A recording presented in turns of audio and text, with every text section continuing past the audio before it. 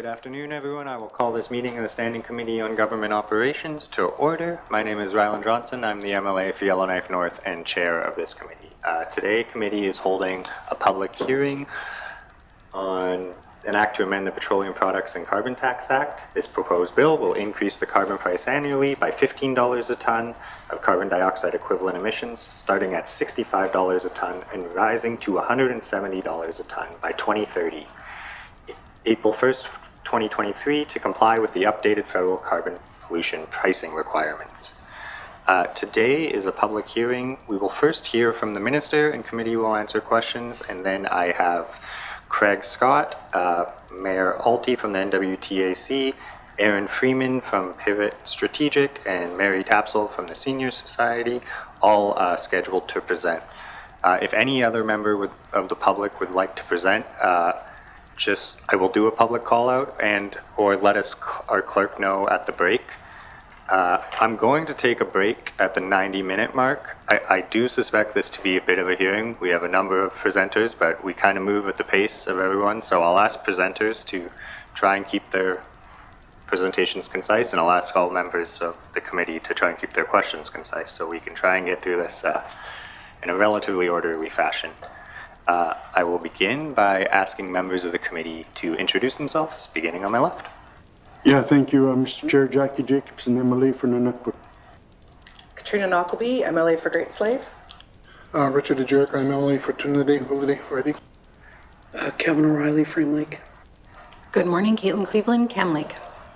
Thank you. I'll now ask members online to introduce themselves, beginning with our Deputy Chair, Emily Marcellos.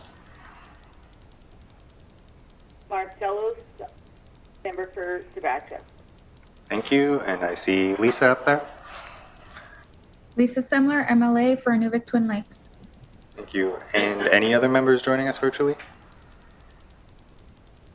Hearing none, that is our full group of MLAs today. And with that, Minister, I will turn it over to you to introduce the bill. Thank you, Mr. Chair. Mr. Chair, I'm here this morning to discuss Bill 60, an act to amend the Petroleum Products and Carbon Tax Act, which are amendments to the Northwest Territories carbon tax regime to meet the revised federal carbon pricing benchmarks for 2023 to 2030, and that is part of the GNWT's commitment to the Pan-Canadian Framework on Clean Growth and Climate Change. With me here today is Bill McKay, Deputy Minister of Finance, Terence Coutre, Deputy Secretary to the Financial Management Board, Kelly Bluck, Director of Fiscal Policy, and Drew Robertson, my Ministerial Special Advisor. As committee knows, the federal government made a commitment to see carbon pricing implemented across Canada during 2018 and has updated the federal criteria for the 2023 to 2030 period. The GNWT chose to increase its carbon tax rates and revise the Northwest Territories approach to recycling some or all of the revenue generated by the carbon tax in order to remain in compliance with the federal government's own carbon pricing commitments.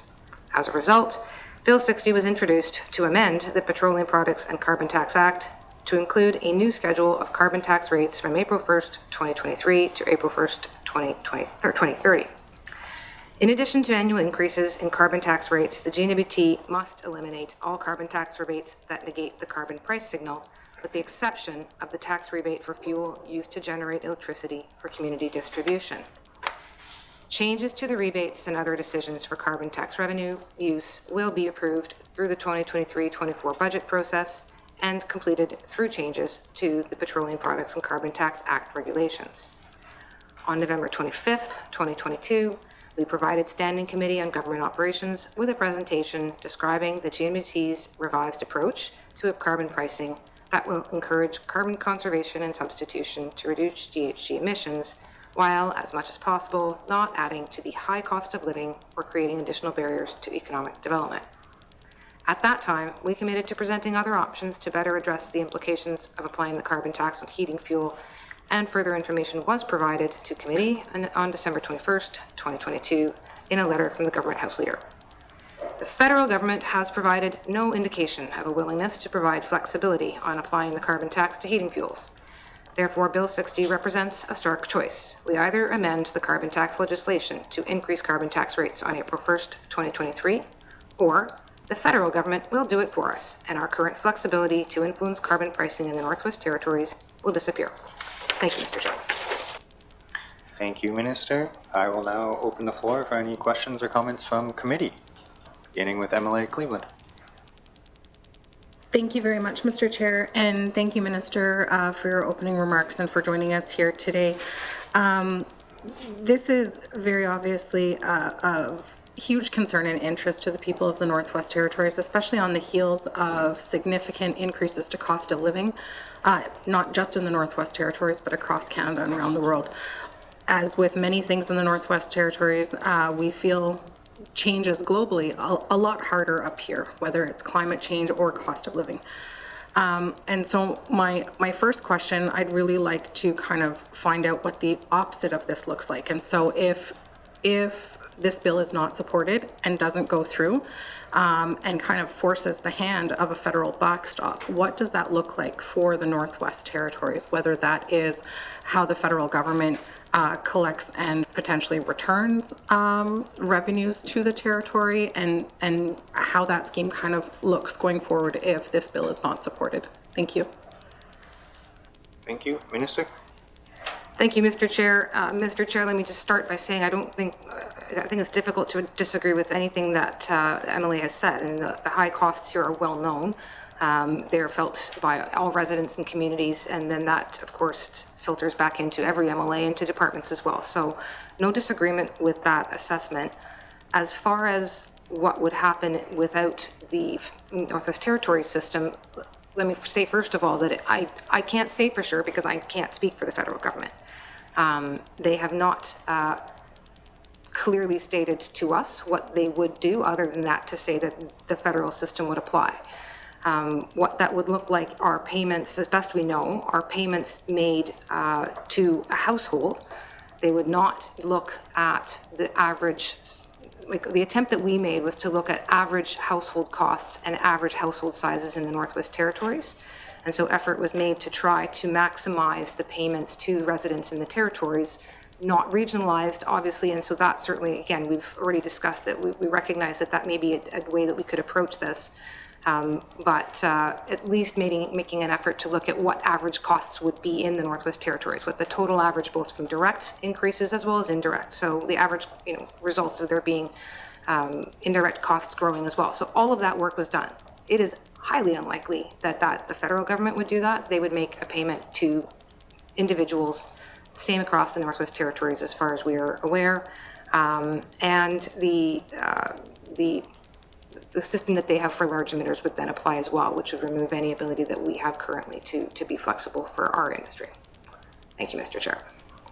Thank you, Minister. Any follow-up, MLA Cleveland?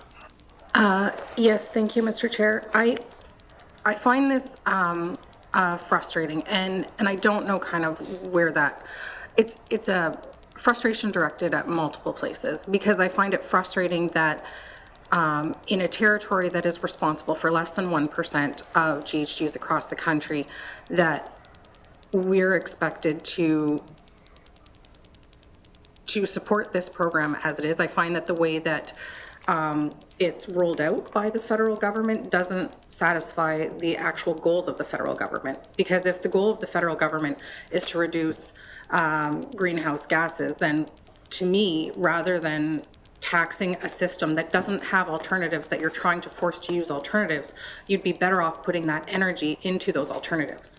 So I find it very frustrating and it lands so tone deaf, to be quite honest, on the part of the federal government to be imposing such a system on the Northwest Territories. And I really wish that the federal government was doing a lot more to also, with the GNWT, communicate this program change, and to be able to work with the territories, Yukon and Nunavut as well, in order to create a system that actually speaks to their goals.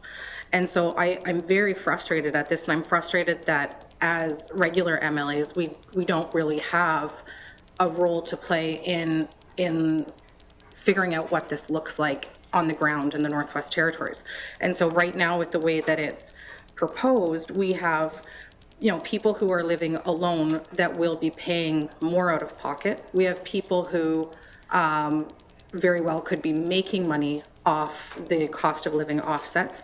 We have people who or municipalities rather is another great example where there's no kind of revenue sharing option for them. And so in an already underfunded system, we'll be paying more. We have NGOs who are struggling to keep the lights on, especially in a social recovery environment post-COVID, who will be paying more. And so I'm frustrated by this, and I'm frustrated that we don't have a good picture of what the alternative is going to look like. And I understand that the GNWT has limited control over that, but I find it frustrating that I have to pick between A and B when I don't know what B actually is.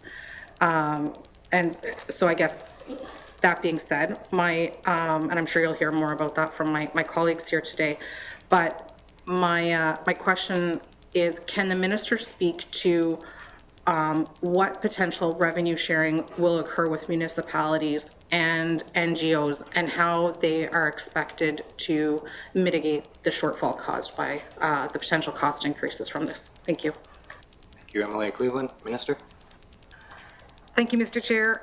Mr. Chair, if I might just quote myself for you, political effort, including financial investment, should go towards empowering communities to identify solutions to reduce their emissions, not reducing their financial capacity to do so. I only want to make the point that I am also frustrated.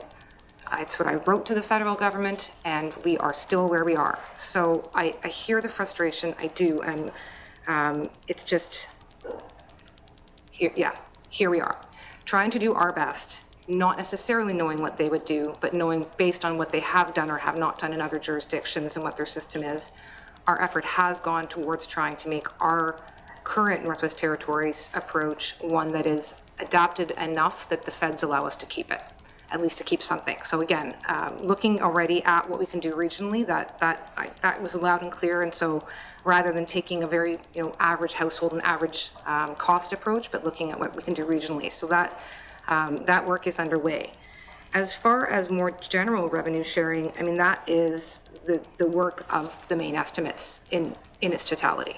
So right now, projecting that for 2023, we would potentially have a net carbon tax revenue of 16 million. That's after all of the planned colo offsets and various other initiatives under the carbon tax process, but that 16 million gets eaten up pretty quickly.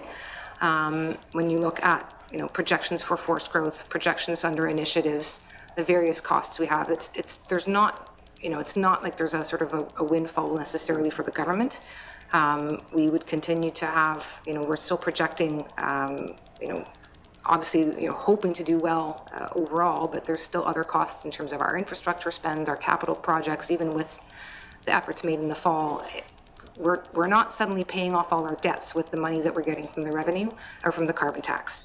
So revenue sharing comes in the form, again, of the community transfer payments, the NGO work we're trying to do around trying to change how we're funding NGOs, other programs we're maybe offering under the carbon tax and clean energy funds. I mean, this is what that revenue sharing is. It's not necessarily a dollar in, dollar out. It's that there's a totality of programs available to those who are being impacted. Thank you, Mr. Chair. Thank you, Minister. Next on the list, I have MLA Jacobson.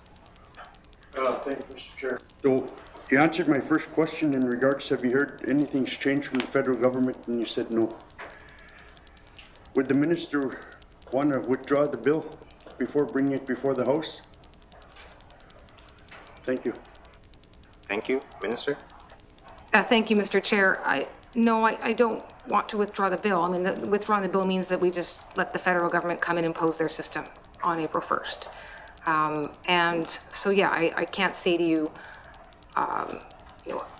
exactly how they would administer their system. I mean, again, I don't want to speak for the federal government, but I do know that right now, the way that they are doing it is that it's payments per person with no cost adjustment by community and no cost adjustment by region. So in that regard, it wouldn't improve some of the challenges that we're already hearing and seeing. So we would like to keep a system that has allowed us to be more flexible in terms of what the payments to citizens would be, and hopefully may even be, find some further flexibility. Again, I'm particularly looking at the Nunavut communities. They are the ones that, even on an average assessment, Polituck still wound up on the outside of the average assessments as being higher costs. So that would not be fixed by withdrawing the bill. That would not be fixed by the federal system. And if we can find a way forward to fix this, to adapt what we have to fix that, that would be my preference. Thank you, Mr. Chair. Thank you, Minister. Any follow-up, MLA Jacobson?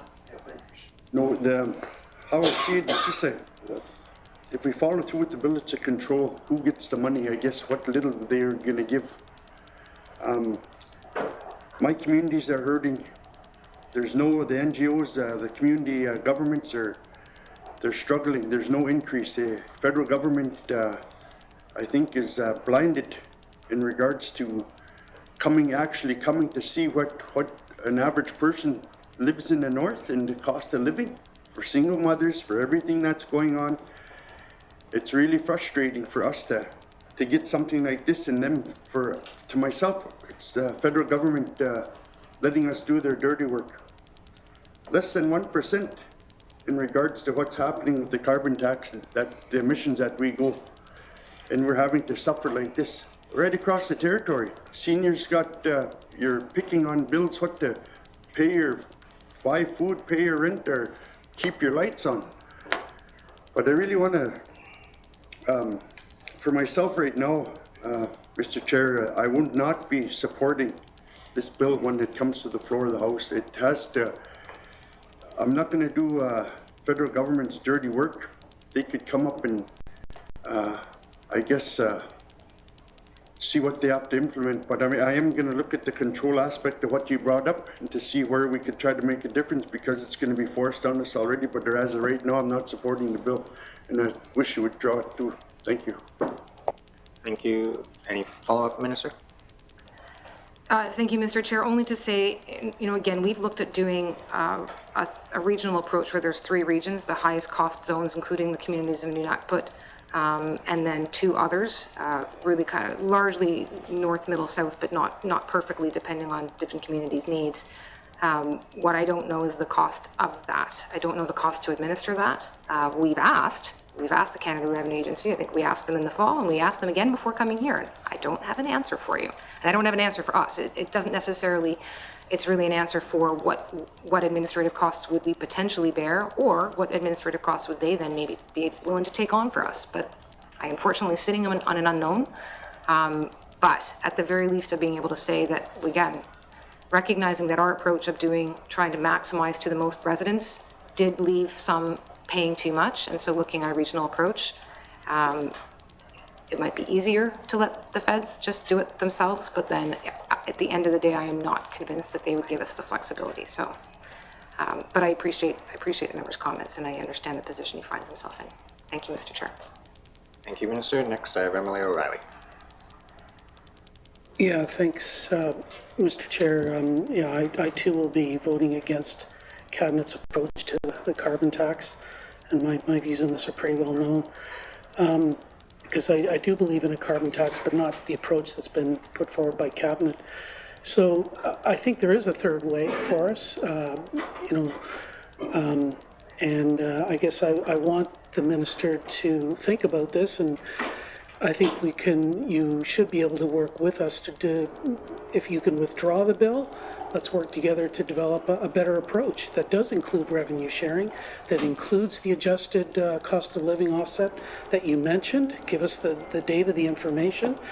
I also will insist on separate accounting of the revenues and expenditures, public reporting of the same, which you do in some measure now, but and I'd also like methane included because it's 80 times more destructive than carbon dioxide. So, is the Minister willing to work with the regular MLAs to develop a better approach? Thanks, Mr. Chair. Thank you. Minister? Thank you, Mr. Chair. Yeah, Mr. Chair, this is obviously not my first time before you on this particular piece of legislation. And we've certainly gone through the reporting aspects of carbon tax revenues and carbon tax offsets over the last few budgets, in fact. So that too is also, not necessarily anything new in terms of the dialogue that we've had and trying to improve the reporting that is made in main estimates and in that process. We are a bit challenged right now a lot of what I understood to be the concerns raised around reporting and accounting are things that are being proposed for change in the regulations. So there is an attempt, in fact, to address, but again, are not new concerns that the MLA is raising. So we had made that effort in this particular piece of legislation. But as for the idea of, going back and hoping that we can devise a solution that the federal government will firstly approve. So for instance, they have been very clear that they are not exempting heating fuel, not only for us. We're not the only jurisdiction asking for that. Jurisdictions across Canada have asked for that, and it has gone unanswered. So there are things here that we can say we all agree. We could all agree that we want certain things. We could all agree that we want a certain structure to how the carbon tax affects more vulnerable residents. There is no guarantee that the federal government will do that. So again, I would suggest that a lot of the regulations do a lot of what's been asked for, and some of the other elements we're not going to get there because we're not going to get a successful response. And this is ultimately the federal government's piece of legislation that we're trying to work ourselves into. Thank you, Mr. Chair. Thank you, Minister. Any follow-up, MLA O'Reilly? Yeah, thanks, Mr. Chair. No, I appreciate the minister's response. And, we were first told about this in, I think it was August, September. So there was time for us to work together on this. We did bring forward ideas, and Cabinet wouldn't listen to us. So here we are at the last possible moment. There is still a couple of months where this work could be done, and I would suggest to the minister that we start now. Thanks, Mr. Chair. Thank you. Any response, Minister? Mr. Chair, the regionalization of COLA was indeed a suggestion of the committee, and I will be more than happy to give credit where credit's due. That is something that we have done that analysis and created the potential three-tiered approach. Thank you to the suggestions of committee. So, thank you. Thank you. Next on the list, I have Emily Martselos. Thank you, Mr. Chair. I have a real concern with the way this is being done because it affects all people of the Northwest Territories, whether it be municipalities or whether it be seniors or whether it be the population at large. And for that reason, Minister, I will be voting against the bill. I'm not going to be changing my mind. I don't change my mind once I've made, there's lots of flip-flops every time we go to a vote. But I won't be changing my mind because I'm here for the people of the Northwest Territories. I thought we should have had a better deal, at least that we have the same deal as what Nunavut has and the Yukon, and we don't. And till we reach that stage where, and I don't believe in regional areas either, because everybody's affected by this, the whole territories. You can't choose one over the other, different region. And because that, I think, is not the way we should be developing policy. So I believe in equality. So I will be voting against the bill. I'm not changing my mind. When it comes to the floor of the House, I'll be voting against it. So I don't know how we were not going to be changing anything, it sounds. So that's the way I'm going, and I will not be making any changes to that because the people of the Northwest Territories is who put us in here. Not the federal government, that's for sure. Don't even see them when they come to Yellowknife. If you have a minister who comes to Yellowknife, and none of us are even invited to go say hi to them. That's the first time in leadership that I've ever seen that. Okay? I met with federal ministers and ministers constantly when I was in leadership at Salt River. And now I don't even see them, and I'm supposed to be in a higher position. So there you go. Where are they? There should be when they come to Yellowknife, we should all have access, even if it's a meet and greet. I don't see that happening, so I'm going to be voting against this bill on the floor of the House. Thank you, Mr. Chair. Thank you, Emily Martselos. Any comment, Minister? Thank you, Mr. Chair.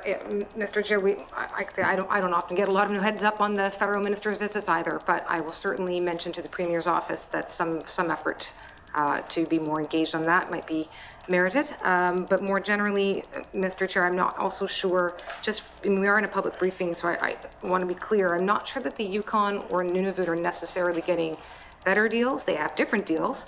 They have the federal system. So there's a check that gets mailed out to their residents or to their households. Again, we have no control of saying that check should vary based on average family income or average family size or average family use of heating fuel, and we have no ability to suggest that the federal government should adjust that by community. I mean, if the desire is to have a system that is more equitable per resident, then that was our initial attempt by using averages, which is what's currently in the bill. If committee would prefer to take an approach that is regional, that is our new direction from all of you, in which we are moving forward on. But there's no heating fuel deduction in Nunavut or Yukon either, just to be very clear. So essentially they just have that system of check from feds to individuals based on their own calculations. Thank you, Mr. Chair. Thank you, Minister. Do you have any follow-up, Emily Martselos?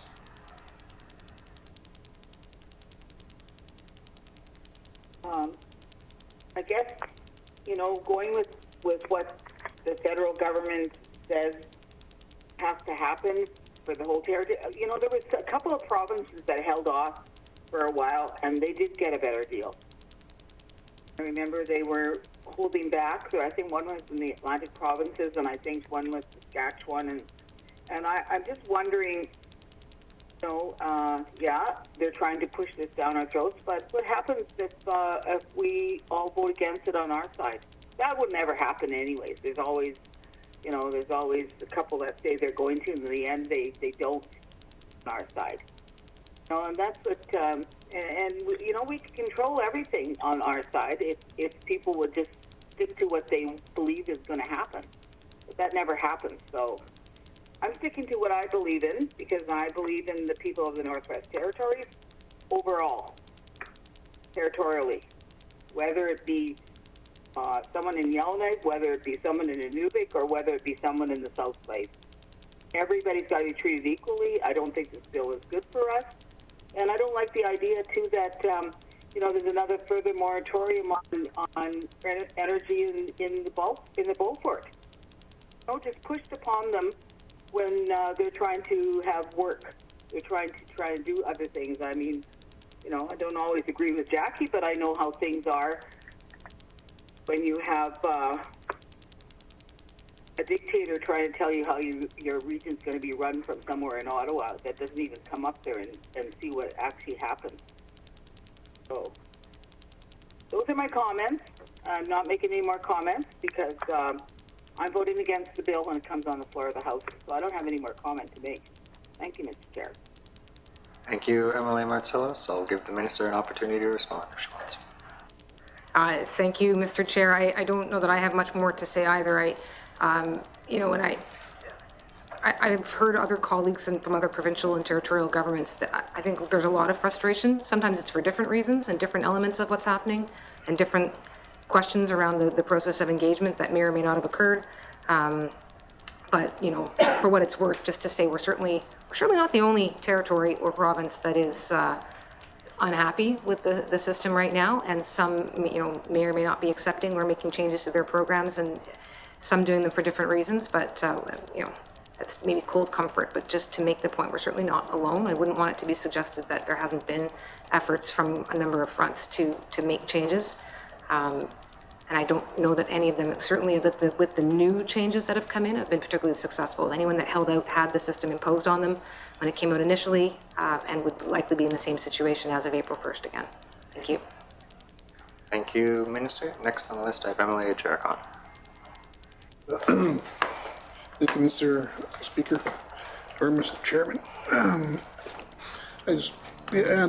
This matter here we're talking about is really frustrating for me because, as the DMLA coming into the Legislative Assembly, and then been over a year now, and then I've been listening to a lot of people in my constituency, and I even brought up the issue the fuel prices back in March and last year, and then raised in the House about seeing if we could drop the rates, the GNWT portion in terms of taxes we're putting on to our people in the communities in the Northwest Territories, and whether it be vehicle or heating fuel, etc. But the answer I got back was no.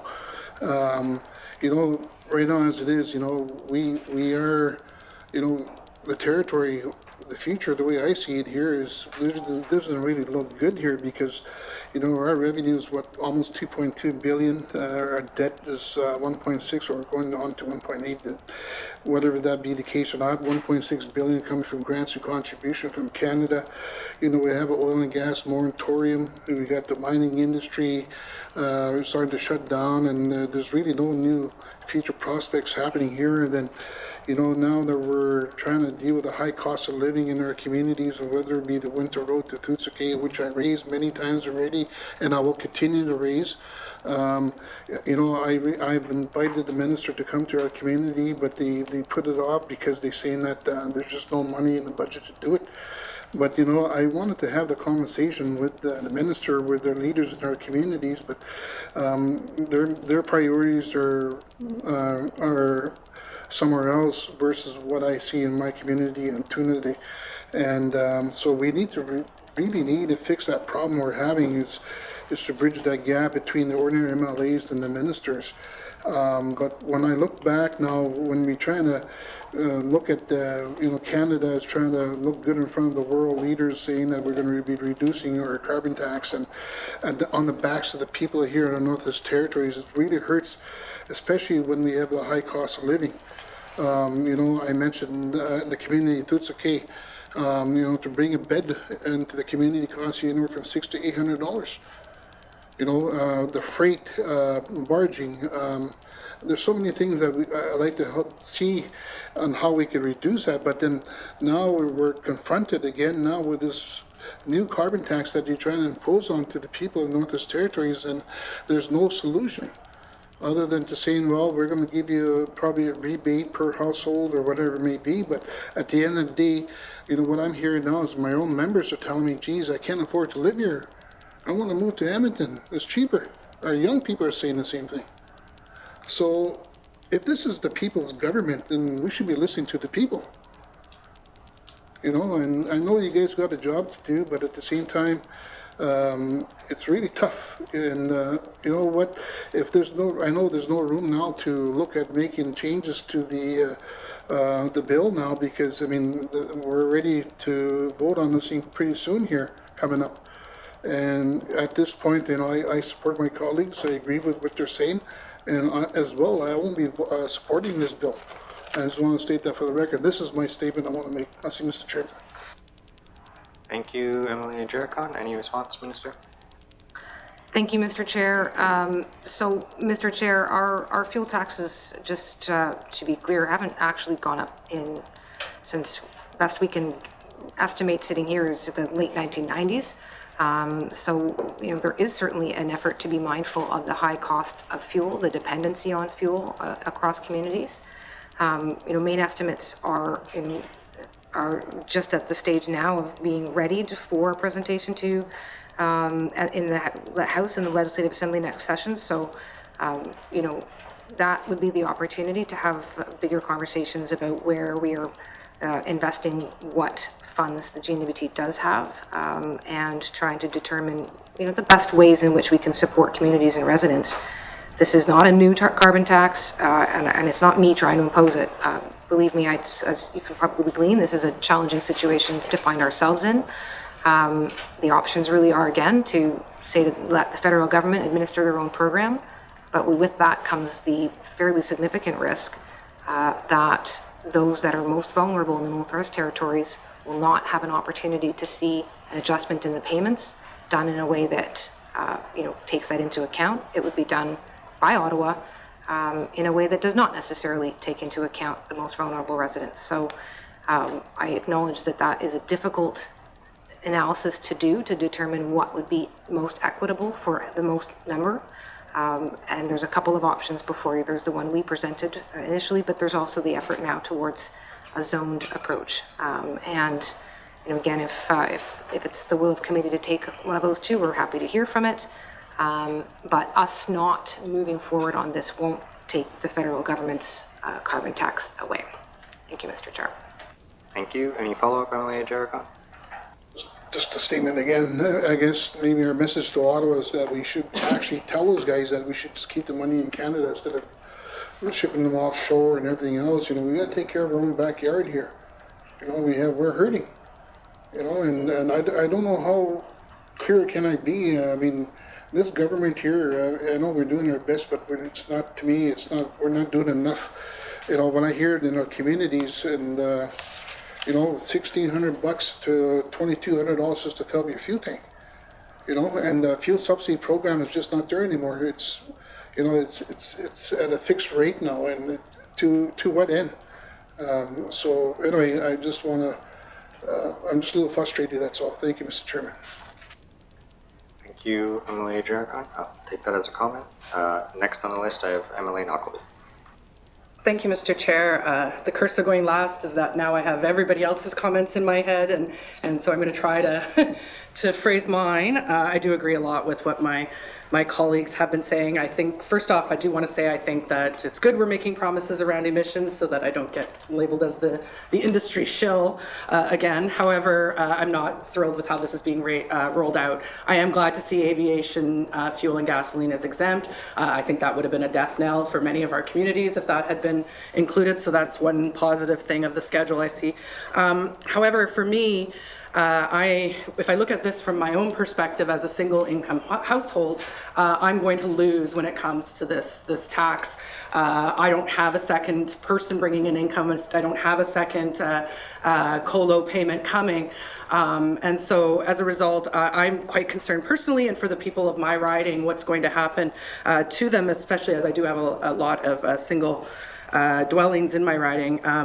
To me, this looks like it's about control, as my colleague said. It's about the GNWT wanting to have the revenues so that they can decide where things are better, and what the minister is telling us that would then be used to ease the burden on our smaller communities. However, I, in the last 3 years, have not learned a lot. I will say that I don't always trust this government to ensure that the money actually goes into the small community areas. So for me, when I hear the alternative is that the federal government would just hand it out across the board to people in the territory, then I actually would support that over the GNWT, because then at least people are going to get something. And instead, here we're going to be getting, and because I don't know what that number is going to be from the federal government, I can't say, yes, it's going to be better for our people, but when I look at how all the rest of this is going to be built into the costs that people are going to be paying, it's not just about filling their fuel tank, it's going to be about every single other thing that they do in any sort of consumer realm here. I have huge issues with my apartment buildings in my ridings, with absentee landlords. So what's going to happen when they have to start paying this tax? They're going to turn the heat down on the people in my buildings. And then what's going to happen is those people are going to have to use electric heaters, which is now going to drive up their power bill, or will drive up the public housing corporation's power bill, as they are the ones paying that bill. So to me, I just see this as being an area where I hear the GNWT saying, trust us, that we want to have control of this revenue, and therefore we're going to make sure it's used properly. I don't trust the GNWT will do that, given my last 3 years in office. So I think I'd rather take my chances that the federal government gives everybody in the territory a piece back, and then you guys figure out how do you deal with small communities where nobody can afford that living anymore. Maybe don't spend $3 million a kilometer on a road that goes nowhere. There's some money that could be used to take care of our people. Thank you. Thank you, Emily Knockley. Any response, Minister? Thank you, Mr. Chair. So, I think there's probably some elements to that I'm not going to be able to fix in the course of any quick response by any stretch. But just to be clear, there's also the rebate on community electricity generation. There is no rebate on community use for heating, but for electricity generation, when they're using diesel, that does apply to any regions where they're not connected to the grid, so to the 3 territories, obviously. And yeah, in general, I suppose, again, the payments direct to individual residents would just be a payment into the individual residents, but would not, again, solve the regionalization issue that we've identified, nor would it apply in a way to, right now, our large emitters program is different. Interestingly, we would theoretically get more, or well, the federal government would get more under the federal large emitter system than we do now. But the three mines here really are the large emitters, and we're content to continue under the system we have here, which would allow us to have more revenue, as well as allow some flexibility that if there's new entrants to the mineral resource sector that are smaller, that it would not be a blanket approach in terms of how they pay over the course of their life of mine, assuming again that this may be in the mineral resource industry. So it's not, we're talking mostly about the impacts to residents, but that's not the only flexibility that we have in the system and that we're trying to maintain. Again, the idea of whether one trusts the government to make decisions or not is probably a bit outside of the scope of what I can address today, but certainly hear the comments. Thank you, Mr. Chair. Thank you, Minister. Any follow-up, Emily Knockleby? Sure, and I do appreciate the minister always has a very diplomatic answer when she does have to come in front of us, and obviously this is one where many of us are feeling pretty fired up about.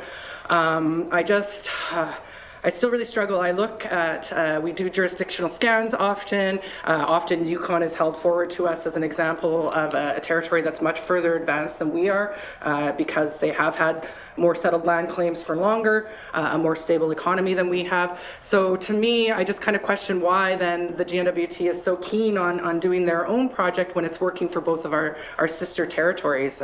Maybe the minister can speak to why, and I know she doesn't know the details of what the Yukon and Nunavut are doing. However, I just think that it's strange to me that we would then want to take something on that would be even more administratively burdensome to apply or to execute. Thank you. Thank you. Minister? Thank you, Mr. Chair. Mr. Chair, we certainly did look at what's happening in the other two territories, but I suggest on this one, if I could turn to the deputy, might just phone a friend on this one, please. Thank you. Deputy Minister? As the minister noted, we did look at the other territories, and I would just take back to when the carbon tax was initially imposed by the federal government or levied by the federal government, and at that time the three territories made different decisions about how they were going to move forward. The NWT at that time decided to adopt their own system, and part of that system was a rebate for heating fuel, which was accepted by the federal government at that time. So everything was working well for the GNWT at that time. Now we're moving into a new carbon tax, and there is no ability to exempt the heating fuel, so that's become a very heavy burden for all three territories. But we have chosen our own system, and we do want to put in, for our own reasons, have decided it is better to have that flexibility. And the other two territories have decided to stay with the federal government when this has been renewed. But I think we have made that decision because we want to have those revenues in our revenues and have MLA see them in the main estimates and understand where they're going and what we're using them for, rather than having the federal system where the tax is levied at federal level. And potentially, as the minister said, if or most likely, if we don't go with the federal system, those revenues will just go straight to residents. We won't be MLAs or the public in the NBT won't have an idea of how the carbon tax, or a say in how the carbon tax is used. Thank you, Mr. Chair. Thank you, Deputy Minister McKay. MLA Semler. Thank you, Mr. Chair. My question for the minister, just to clarify, is can she just clarify again who will be receiving the rebate in the Northwest Territories and how much is proposed to those individuals? Thank you. Thank you, Minister. Thank you, Mr. Chair. Mr. Chair, I just want to make sure I have the right chart in front of me. And if I don't, I'm sure someone in front of me will. So, I mean, I have the enhanced, so it's anyone that files their taxes gets the rebate. That's sort of the ground starting point, is you have to file your taxes to get your rebate. And then there's an amount based on the adults and or then a child. And so, not sure if that's what Emily Simler is asking me. I can tell you, so for a single person, the enhanced payment would be $473. Then for a couple, that is doubled up to $946. Single parent with one child, $998. Two children, just over $1,500. That was based on not doing it by zones or by 3 regions. If it's done by region, it would vary based upon whether you're in a high cost region or not. And Mr. Chairman, I have other ways of breaking down what that potential number would be.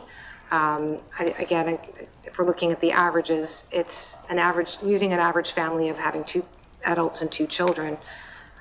It really is only the community of Sax Harbor that winds up being at a place where they are overpaying and not receiving a full cost of living offset. But again, recognizing that not every household meets that average 2 and 2 definition. Thank you, Mr. Chair. Thank you, Minister. Any follow-up, Emily Simler? Yes, so basically what you're saying is everyone over 18, whether they pay home heating or not, are going to get this in the Northwest Territories. That's more of just a comment. And so those who do pay won't be, they'll still be having to pay their fuel, get the COLO, but those who are 18, file for their taxes, and don't pay any bills still will get this. So, that kind of is confusing to me. But I'll move on. My other question, when I think about the carbon tax and how it's like, I'm just listening to my colleague from Nunavut, he lives above the tree line, so his constituents all live above the tree line. I'm lucky in Inuvik, we have trees, so we can go out and get some wood. So those are a different form of, trying to offset the cost of fuel in our house. Years ago, I purchased a pellet stove through the program at Arctic Energy Alliance, $9 a bag, and that was in 2012. Right now, I have constituents that they can't even find bags of pellets to put into their stoves. So you're asking us to go to use other forms other than diesel fuel, but they're not available in our communities. And when I think of Nunavut, they can't, what's the point of putting a wood stove in when they have no wood? They can't go get wood. They can't go harvest wood. Pellet stoves, the amount it's going to cost to ship pellet stoves up there, or pellets up there. In Inuvik, again, we're lucky with natural gas, but a lot of homes don't have it because with natural gas, when the Inuvik gas went to propane, it increased so much. So then people just figured fuel is more stable. And it's, I'm just like, maybe that's a thought that the minister can think about is what are we supposed to use to as alternatives in some of our communities. And now my next question is, my understanding that over the future years, so if we as a government were to put our own carbon tax together and rebate system, that carbon tax is supposed to increase in the future, like it's going up incrementally. So is the COLO payments, will those match those increases, or will they just remain the same and then we'll be worse off than we were? Thank you. Thank you, Minister. Thank you, Mr. Chair. I think I'm capturing everything that was there. So firstly, with respect to the fact that it's or there's everyone that is going to be getting it, and not only those paying enhanced costs for carbon taxes, that derives from the fact that under the new changes that the federal government is making, no system can negate the price signal, meaning you can't now have a point of sale rebate because that negates the price. That basically says it doesn't, at the moment of sale, at the moment of purchase, you're getting an immediate rebate back. And that's a significant part of what's changed, is that The idea being that by negating it, you're really taking away the incentive. So that is something we can't do, which is why rather than doing a point of sale, we've moved to being based on tax filers and being a payment to all residents who are impacted by the costs of living.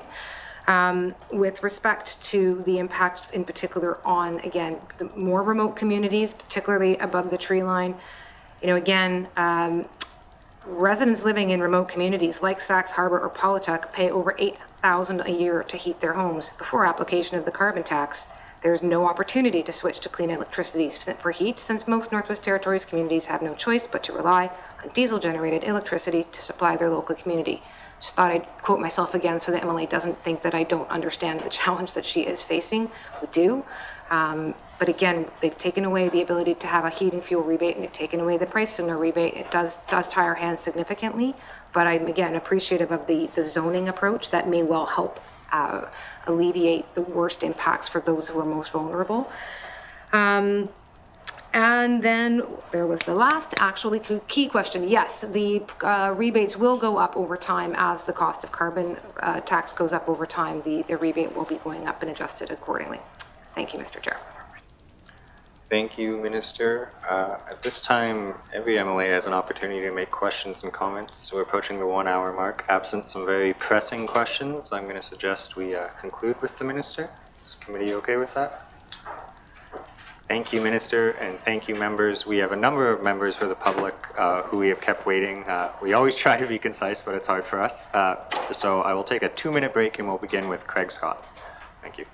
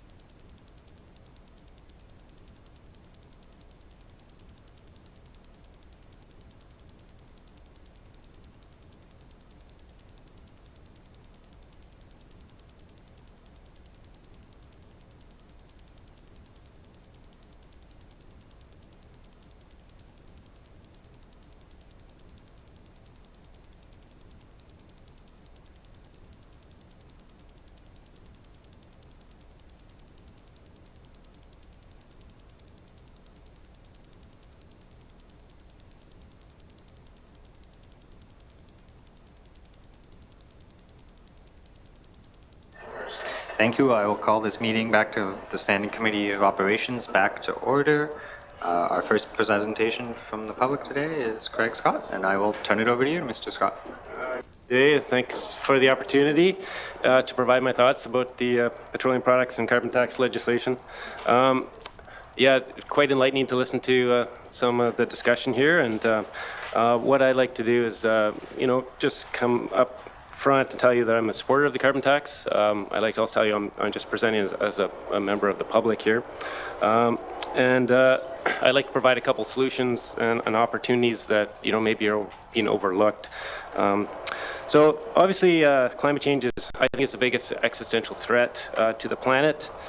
In the North, we're the most impacted, or one of the most impacted jurisdictions in the world. And the first thing I want to say is that I believe we need to refrain from the discussion that the NWT is just a small place, and we shouldn't be responsible for our emissions, because if we say that, then every other jurisdiction on the entire planet could say the same thing, and that means that there's going to be no action, and we're dooming future generations to a failed planet. So I think we have to stay away from that refrain. It's a classic case of tragedy of the commons, and we have to appreciate that and come up with solutions, not excuses. So why do I like the carbon tax? First of all, it works, it's elegant, it's effective, it's market-based, it tells people what the price is going to be, and it escalates so that people know that in the future they're going to have to pay for carbon, and carbon is something that is causing the planet harm. So it also,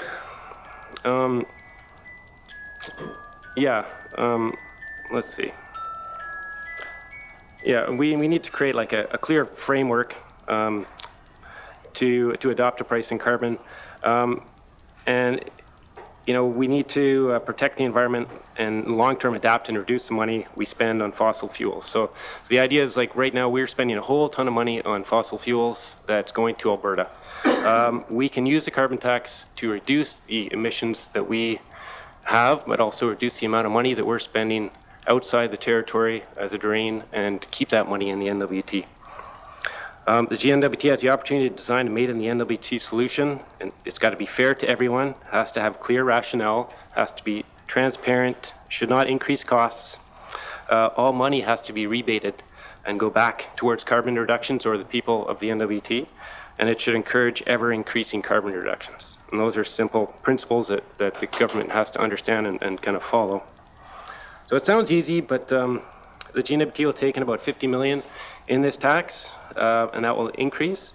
And we need to return that to residents and businesses in an equitable way. But the devil is in the details, obviously. So I want to share a few ideas that seem obvious and hopefully might help. And I know it's more complicated than it might make it sound, but first, we need to understand and have the political will to embrace the carbon tax for what it's designed to do. And the primary purpose is to drive down carbon emissions through a clear and escalating price signal. This needs to be the government's primary consideration, but not the only one. After agreeing to that, equity, fairness, transparency, distribution, and costs are things that need to be baked into the formula. The carbon tax allows everyone to make their own choices based on the free market. There are two parts to it: a disincentive to burn fossil fuels, and there is an incentive an ability to use the money generated to come up with solutions. And that's the kind of part that I think we're missing.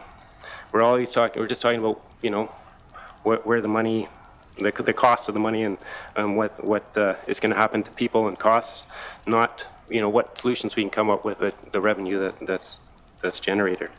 The idea the carbon tax will just cost people money is wrong. We're pricing pollution to pay for a solution, and all the money is going to be returned to the people and businesses. And it doesn't have to be a short-term return. We're also talking long-term. Like, if we think, I think the problem with politics in general is short-term thinking. We need to think long-term, and we need to get off fossil fuels in the long run. It might take 10 years or 20 years, but if we don't start today, it's not going to happen. So my suggestion is there bureaucrats and politicians need to embrace the tax and the economics behind it and use this to become leaders on the national and international stage. And here's a few ideas. So first of all, no revenue can go into an NWE general fund because that is going to create basically distrust from the public. Money has to either go back to people or go into a carbon fund that will help those who aren't unduly impacted. So try to be a bit brief here. There's essentially 4 ways I see them. These are just simple options that we can do because I hear that people saying that there's no options for fossil fuels and we shouldn't have to do anything because we don't have options. We do, and the government has the ability to make changes and improve the situation for people in all regions. And it differs by region. So 4 ideas, obviously, are conservation, electrification of the heating load, wood stoves, and wood pellets. And I'm just looking at heating load here. There's also options for transportation, and there's options for industry. But I'm not going to get into all these kinds of things. But we need the government to come up with solutions, not just complain about the federal government giving us a price signal on pollution. So electrification in the South Slave is the simplest and most effective option. We use the water spilling over the Telston Dam to heat homes and businesses in the South Slave. We install air source heat pumps in homes that would replace about 80% of the heat load. We sell this electricity at a lower rate than other electricity, and the government would help to subsidize the heat pumps and provide a clear price signal to encourage the movement to electricity. This is easy to do. Our government has the ability to do it, and we can get the South Slave right off fossil fuels almost altogether. In the Decho, North Slave, Tlicho, Satu, and Gwich'in, there's plenty of wood. If the government coordinated wood harvesting using wood marshalling yards, our forests could be harvested in a sustainable way, and that would provide a reasonable rate, wood at a reasonable rate to homeowners and businesses. Lots of jobs would be created, and highly efficient wood stoves would be installed for free, and that would help communities all up the Decho and anywhere there's wood. Further north in Nunavut, it's the most difficult, but it's not impossible. Wood pellets could supply the heating load to virtually all buildings if a consistent supply could be assured. And to do this, the government, all they have to do is buy some grain silos, cost about $30,000 a piece, put them in, and bring wood pellets in and grain silos. It's pretty simple stuff. You get away from the risks of oil spills. You can basically use the infrastructure that we already have in terms of barges and things like that, and you don't have any risks. We spend $6 to $8 million on Petroleum Products Division just maintaining oil storage in communities. Let's move that investment into wood pellets. So those are just a couple ideas. There's lots more, and I know they're not cheap, they're not simple.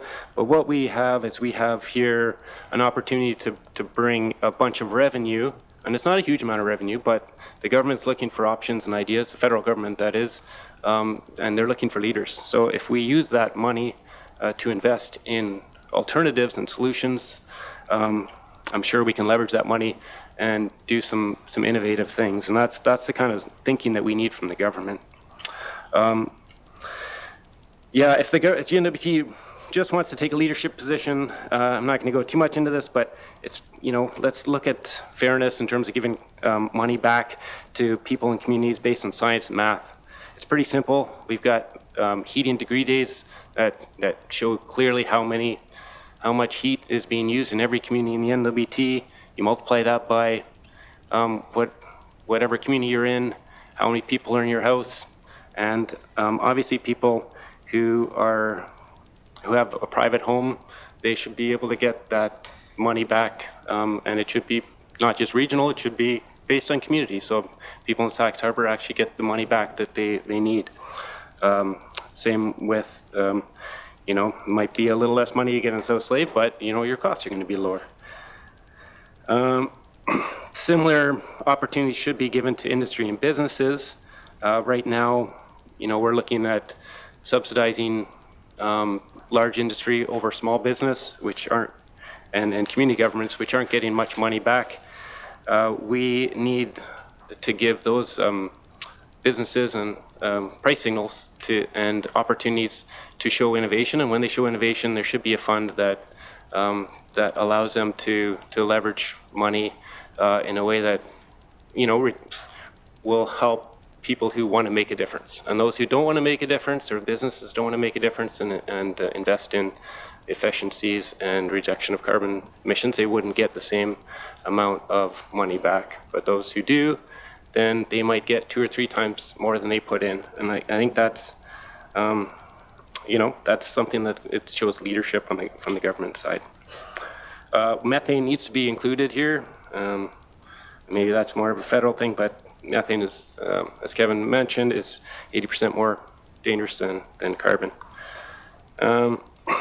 And yeah, basically these, all these are just ideas and options, but what we need is a government that's willing to think outside the box and buy into the concept that carbon emissions are bad for the NWT in the world, and that climate change is actually a good thing that that helps us all to have a better future for everyone. And we need to get rid of the idea that we're a small emitter and we don't have to do anything.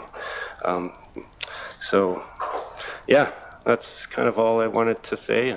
I've got lots of other ideas if anyone wants to talk to me. Yeah, open to questions.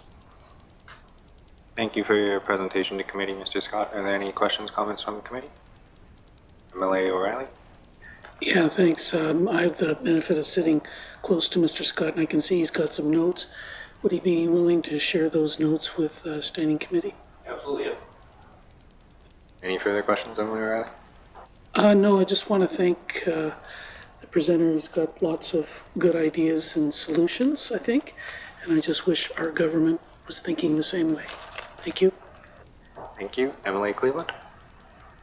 Thank you very much, Mr. Chair. I had the same question for Mr. Scott today in regards to the speaking notes, but I just wanted to take this time to say thank you very much for coming in front of committee and presenting your ideas, especially where, I think too, based on what we were saying today, slightly a different approach, and I enjoy being able to hear from people and learn from them, and so I really appreciate that, and I look forward to being able to review your speaking notes today. Thank you. MLA Napoli? Thank you for the presentation. I do want to state that I think that we're all in favor of something being done, and it's just a matter of like that practicality of trying to, for me, my priority is the people, so it does, become about if people are dying off, the planet. So that's the struggle that we have. I do want to say I appreciate though the comments around us not phrasing it anymore that we're so small, it's insignificant. I think when I did get the chance to go to COP with the ENR minister, and I spent a lot of time talking to the people at the Indigenous Persons Pavilion, and really that's kind of the biggest thing I took from the whole experience was the macro coming down to the micro, and really if we don't do things at the micro scale, we won't solve the overall problem. So I just thought that was a really good point, and one that I'll try to check myself from saying in the future. Thank you. Thank you. Further questions, comments from committee or Mr. Scott? Thank you very much. Yep. I see Ms. Brown coming forward from the NWTAC. So.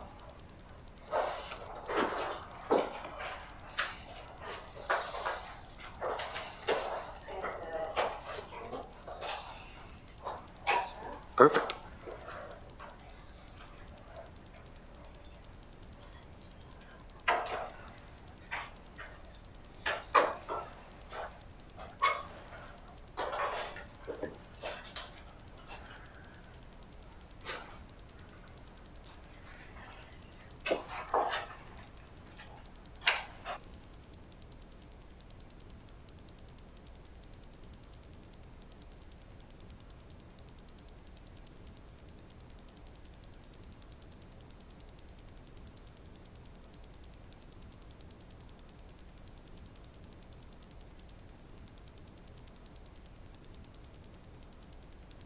All right, I will turn it over to you, Ms. Brown, to introduce yourself and give your presentation to committee. Thank you very much. I'm Sarah Brown. I'm the CEO of the NWT Association of Communities. And Mayor Alty, our president, sends her regrets. She had another commitment. We had hoped we'd be able to have her speak, but unfortunately not. So first of all, I'd like to thank all of you for the opportunity to be able to present to you about Bill 60 and how it relates to municipal governments. It is an important piece of our work that we're doing right now, and just wanted to remind you, at the inception of carbon tax, we were certainly assured that there would be revenue neutrality. And we are drifting further and further away from that. And so it is an important thing for community governments. As we understand it, what's driving most of the increase is the home fuel rebate no longer being in place at a point of purchase, and that there is no community government equivalent of the cost of living offsets. And it is, when we flagged this with the Department of Finance in the past, we were just told increase property taxes. Well, some of our communities don't, they're non-tax based. And as you know, every community in this territory is struggling with costs as well, just like individual homeowners are as well. And just to remind you that community governments are currently underfunded to the tune of 37%. So there is no resilience within the system to do this. So if it goes ahead, we are looking at property tax increases, or in our small communities in particular, you're looking at cuts to services because there is no more room. We've attached our resolution. It's appendix in this package. I won't go over it again, but we've always said all along that it need to be designed in a way that to ensure that a reduction in the reliance on non-renewable fuels, but also without increasing the cost of living. And as I mentioned, this is clearly not revenue neutral. Based on what we've seen so far, in 2023, we are looking at a 4.5% increase for gasoline, but a 48% increase in heating fuel. This is huge. And then when 2024, you're talking about 23%, and 2025, 18%. Cumulatively, this is hugely impactful. So we appreciate that the GNWT is talking about increasing the cost of living offset for residents, but really disappointed not to see that equivalent for community governments. In order to reduce the impact, we're recommending one of two approaches. One is to embrace the Yukon model, which, based on how much people are contributing to the collected carbon tax, they are reimbursed accordingly, or that community governments be afforded having carbon tax as part of their forced growth, because really it is. It's an increased cost of doing business for community governments. And we feel that either one of those would reduce that inequity that drifting away from neutrality that is proposed. So again, I thank you very much for this opportunity to present to all of you, and certainly happy to answer any questions or comments. Thank you, Ms. Brown. Are there any questions or comments from committee? MLA Knockleby. Thank you. I appreciate the presentation and some solutions as well being brought forward. I guess my question is around the forced growth initiative, including that there. So it's my understanding that the communities rely on the government, or the Department of MACA to get them forced growth funding, but it's not a given. So if this were to be part of the forced growth calculations, it's still not a given then that the association or the communities would get that money. Thank you, Mr. Chair. Thank you. Any comment, Ms. Brown? Absolutely, thank you, Mr. Chair. It is a risk, absolutely. However, we've always worked on the premise that forced growth is going to be accorded to communities. So I think we would be content with it being there. We'd obviously prefer it to be guaranteed, though. Any follow-up, Emily Nopoly? Thank you. And then I guess, could you speak a little bit more about what the Yukon model entails when it talks about those rebates to the carbon taxes? So that's just to the community governments for their own operating costs and in proportion to what they're spending? Is that what you're looking at? Thank you. Ms. Brown? My understanding from the reading I've done is that it is in fact, so there's a certain amount that is collected from residents, from community governments, from businesses, and the rebates are a similar percentage. It's very proportional, yeah. Thank you. Emily O'Reilly? Yeah, thanks, Mr. Chair, and thanks for the presentation. I'm just wondering whether, and I'm not suggesting that NWTAC have done this work, but maybe it's something for MACA to do. Has anybody actually calculated what the anticipated increase in fuel costs will be for community governments in the NWT? Thanks, Mr. Chair. Thank you. Do you have that information, Ms. Brown? Thank you, Mr. Chair. As far as I know, work has not been done. They certainly haven't shared it with us. We flagged this with them 4 or 5 months ago, saying, what's your intention in terms of forced growth this year? And they basically said, the legislation's not passed. We're not going to talk about it yet. Thank you. Any follow-up, Emily O'Reilly? No, thanks, Mr. Chair. I do support some approach of sharing some of the revenues that GNWT collects with community governments proportional to their costs, and I think that's something that we should adopt here. And that's something that we tried to bring forward in the last version, but it didn't work, so here we are again. Thanks, Mr. Chair. Thank you. Any further questions, comments from the committee? Emily Cleveland? Yeah, just further to that, without having that modeling, thank you, Mr. Chair. Further to Emily O'Reilly's question in regards to modeling on costs for municipalities, and without having had MACA done it, do we know if any of the municipalities are starting to talk about what this would mean as far as costs for them? I mean, can you speak to, I guess, what they're looking at as far as potentially tax increases, what they're looking at as far as what type of programs would be impacted first and foremost? I'm wondering if you can speak a little bit to that side of things. Thank you. Thank you. Ms. Brown? Chair. Unfortunately, every community will approach this sort of issue differently. And we're hearing rumblings, but nothing concrete yet.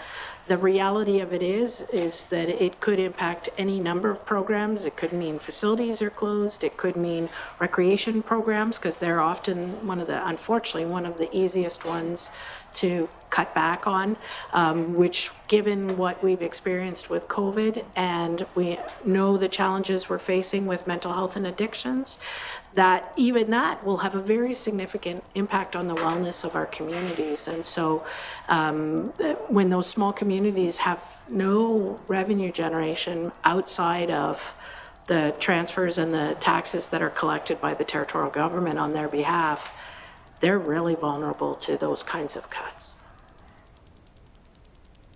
Thank you. Any further questions, comments from committee? Emily Jericho? I'm just thinking about the, we're embracing the Yukon model.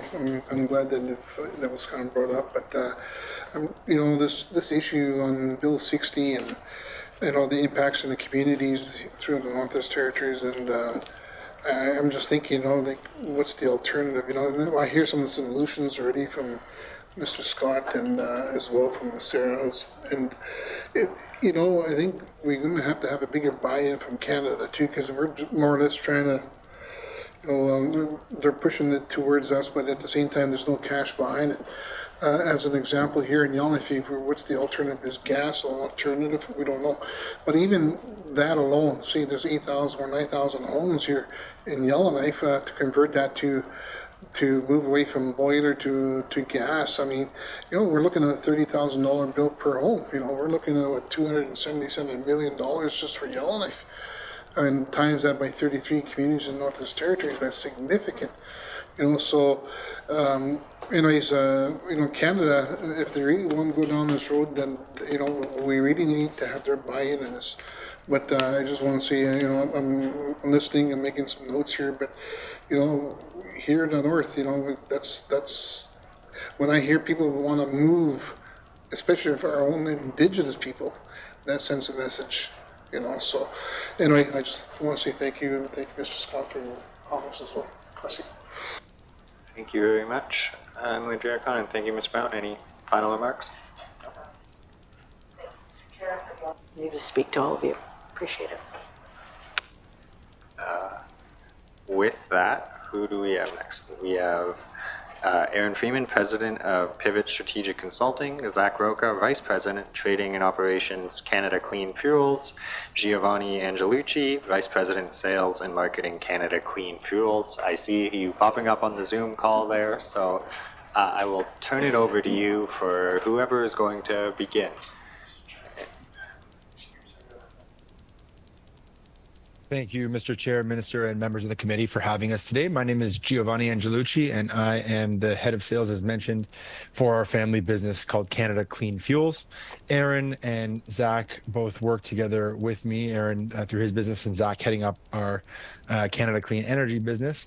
And we are focused on the distribution of all manner of liquid fuel products, but have a specialty specifically in Ontario and beyond now for the renewable and biodiesel alternatives. So thank you for having me. Today, I am here to present an approach that both addresses the carbon tax and the fact that your options in your location are limited, and that is renewable diesel. So I have a presentation.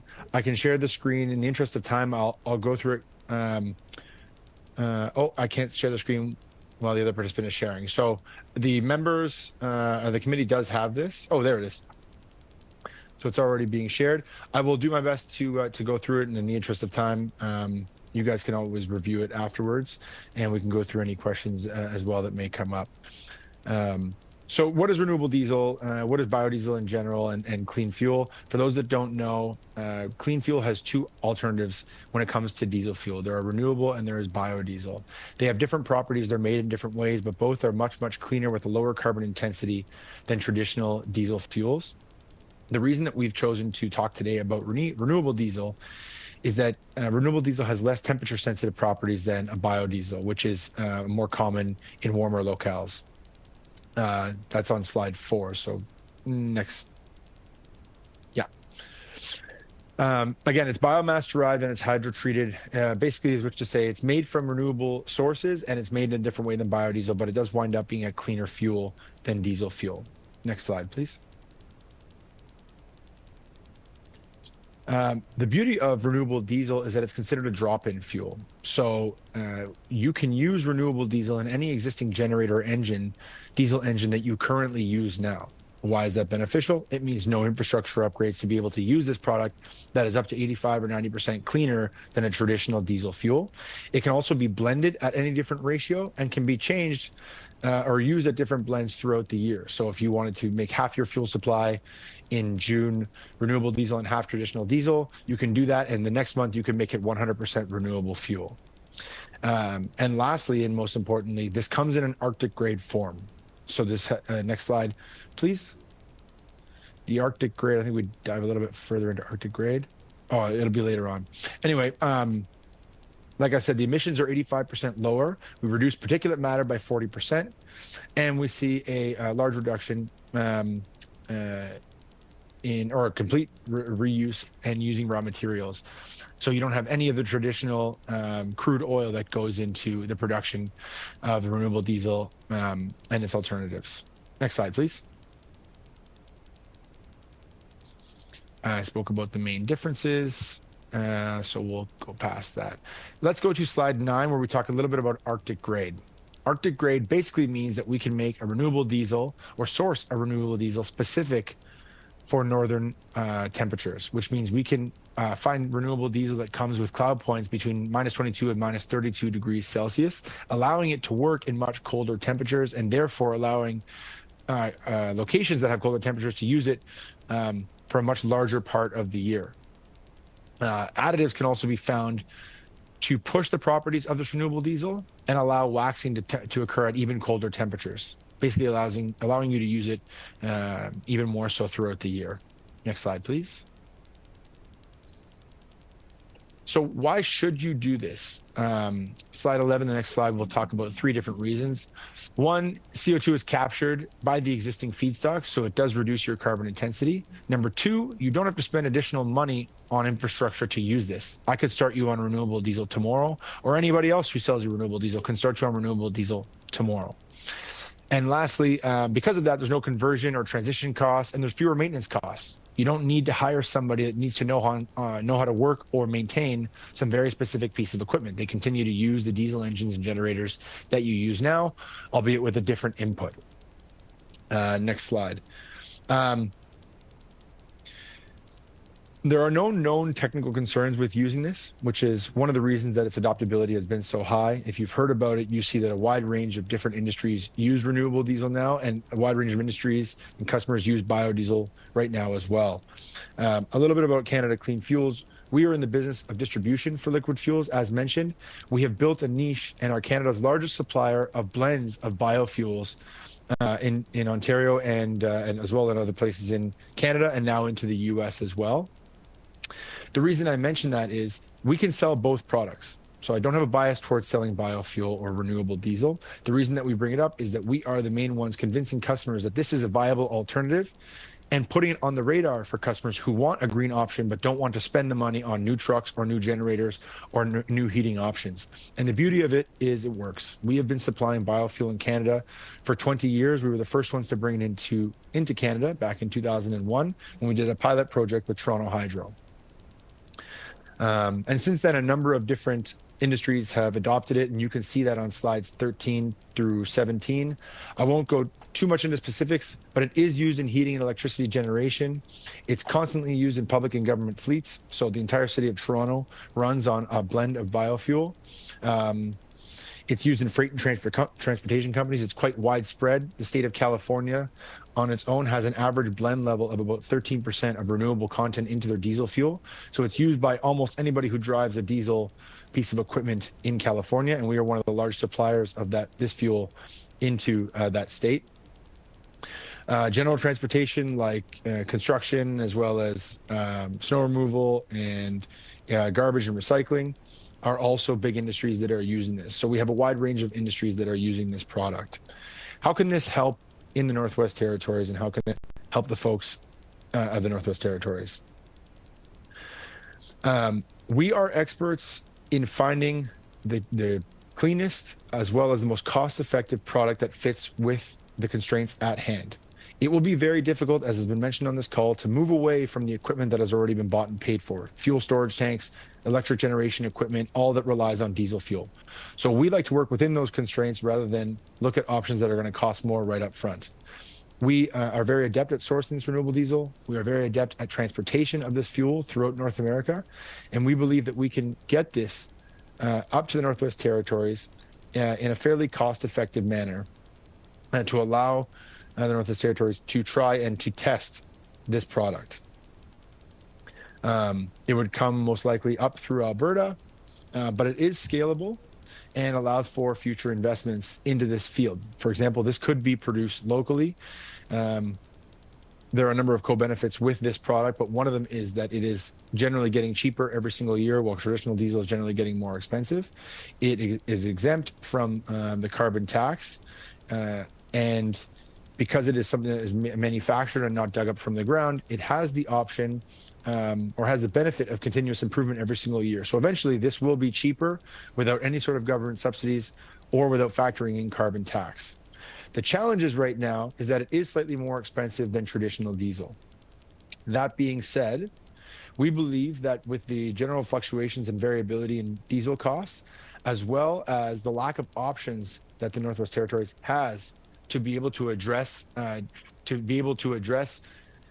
diesel fuel usage in your location, we believe that incentives that exist in other parts of the world are something that we can push the federal government for. In the US, for example, there is a $1 per gallon credit for the usage of any blend of renewable fuel. There are also state-by-state benefits, such as things like RINs and the low carbon fuel standard in California, that help bring the cost of the renewable fuel below the cost of diesel, and is part of the reason that they've had such a large adoption. So we believe that together we could potentially talk to the government about implementing some sort of option for this, because of the fact that there are very limited options, and because this will help reduce the carbon emissions from the electricity generation and general diesel fuel usage by about 85%. In warmer months, we can get that up towards 100% if we use a mix of biodiesel and renewable diesel. Again, I've gone through it fairly quickly, but happy to answer questions. I will note one thing just before I finish, and that is we have already, and the Northwest Territories has already used an independent study to test 3 liters of renewable diesel, and the results of that study were very favorable.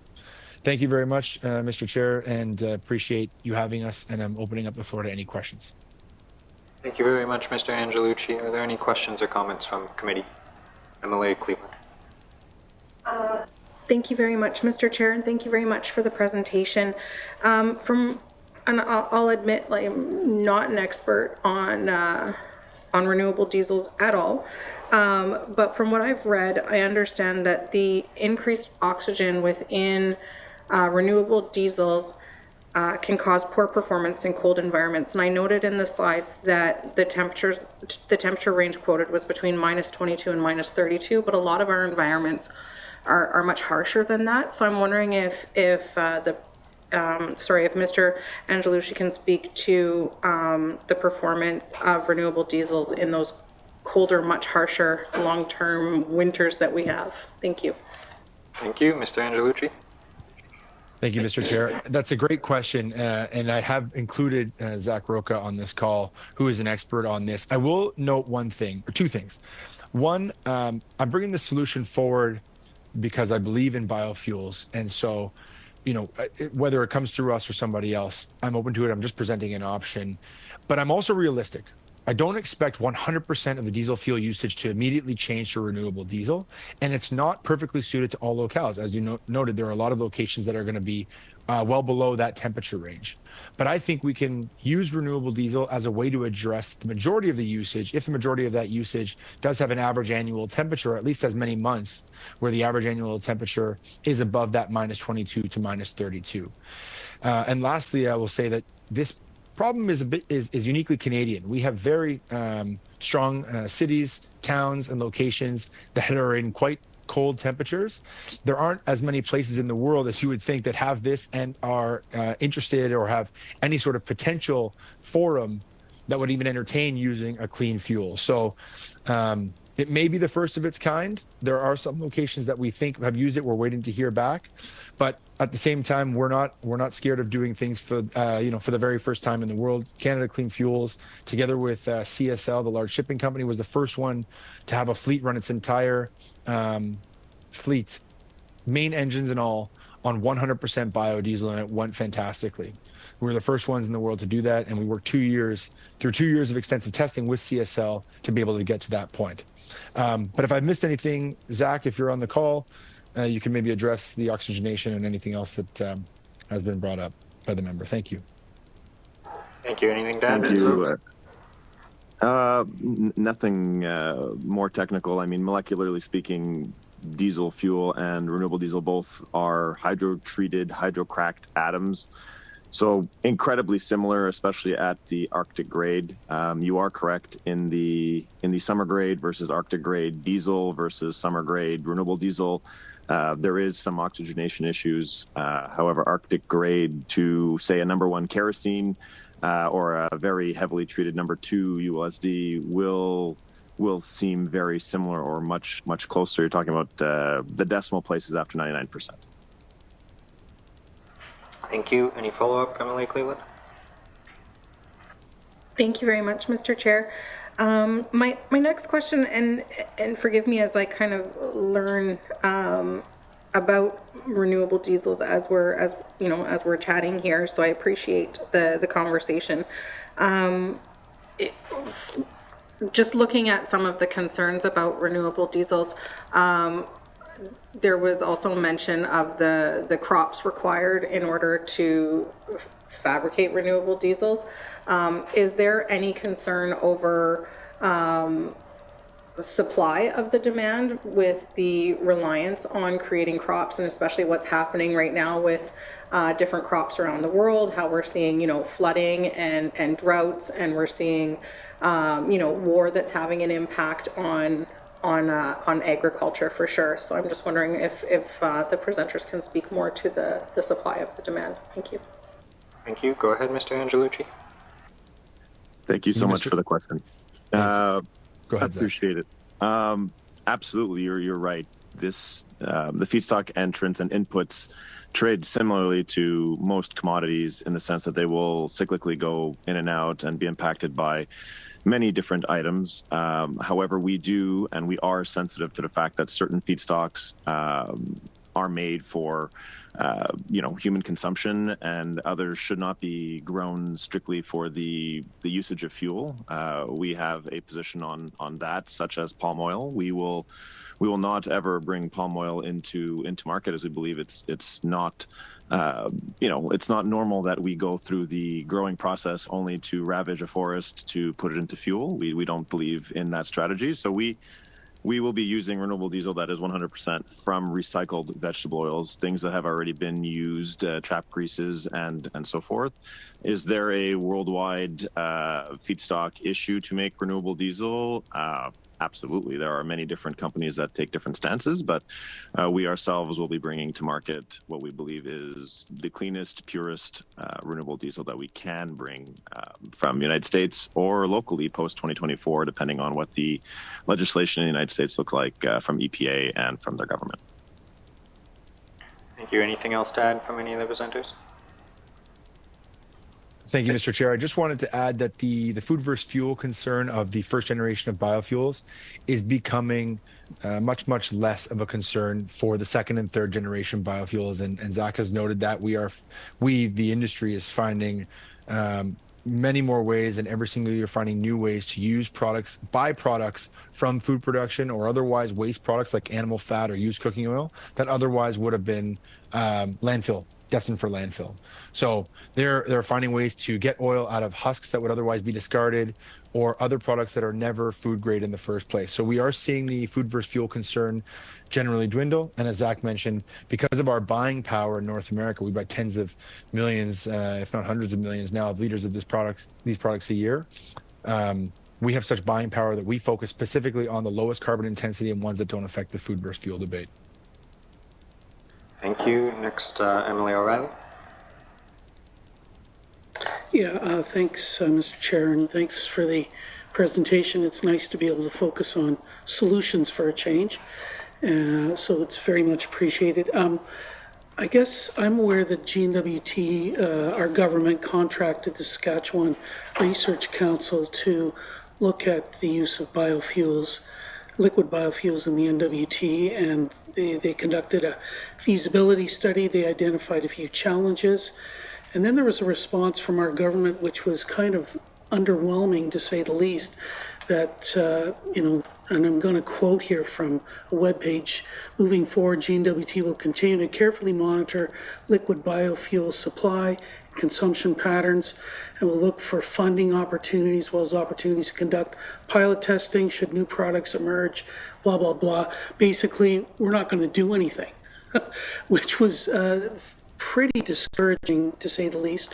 I know that our government's in the midst of developing a new energy action plan based on an outdated energy strategy, but I'm wondering if you folks have had a chance to look at the Saskatchewan Research Council report, the GNWT response, any comments, suggestions that you might have for us as MLAs moving forward in a way that we can push this as a viable option. Thanks, Mr. Chair. Thank you. Over to whichever of the presenters would like to take that. Hi, thank you, Mr. Chair, and I appreciate the question and inquiry. As as late December, it was at least communicated to us that we were still progressing through many items, including a pilot project that was both, I believe, the NWT as well as Yukon's interest in sharing a more practical application of this, in the sense of actually not just the 1, 2, or 3 liter kind, but looking at I'll say a bulk fuel trial, as much as 2 or 3 trucks or rail cars worth of fuel to truly run it through, I guess, all of the applications that you're looking at exploring, whether it be for 6 months a year, 8 months a year, blends throughout the year, but at least to be able to truly play with the fuel. And that was as late as, I'm trying to backtrack here, I believe it was the 23rd or 22nd of December. Yeah, about that, approximately that time frame. So maybe I'm not up to speed in the last 10 days if anything else has been brought to light. However, I apologize if that's the case. Thank you. Anything further from presenters? Just a note on, sorry, Mr. Chair, just a note on the feasibility. I heard the comments, and I think it's true. You tend to hear, yes, we want to do stuff, but hey, we're looking at alternatives, and they're not, thanks, but no thanks right now. One of the important things about renewable or biofuels at the time is that from a cost per ton perspective, it is one of the cheapest and most immediate options that are available. So I believe as a GNWT, you are uniquely suited, given the constraints that you have and the lack of available options, and the fact that it needs no upfront investment, and the fact that on a cost per ton basis, using renewable fuels is extremely cost effective versus, investing in an entirely new energy production scheme. This gives you a way, if not for the longer term, at least in the immediate and medium term, to address the usage and get off of the usage of traditional diesel fuels. Thank you. Thank you. Any follow-up? Mr. Chair. Go ahead, Mr. Freeman. My apologies, Mr. Chair. The Saskatchewan study did look at cost per ton and found that it was quite inexpensive, on the order of about $115 per ton for using renewable diesel in heating applications in the NWT. We've also done some of our own calculations based on the Northwest Territories' own territorial data that looked at the cost per ton of other strategies to get off of diesel, solar, wind, and a number of other projects, and found renewable diesel to be quite cost competitive with those projects. Thank you. Any follow-up, Emily O'Reilly? Yeah, no, thanks for that. Appreciate that. We also had, and I guess it's still around, I think there's only about maybe $4 million in this, but we had a large emitter greenhouse gas reducing investment grant program in place, where some of the money paid by the large emitters was put into these individualized accounts where they could draw on it, but the funding criteria were so ridiculously strict that none of the diamond mines really wanted to access this money. They had to prove that whatever they were going to trial was going to reduce their greenhouse gas emissions by 5% before any money could even be tapped, even for a trial.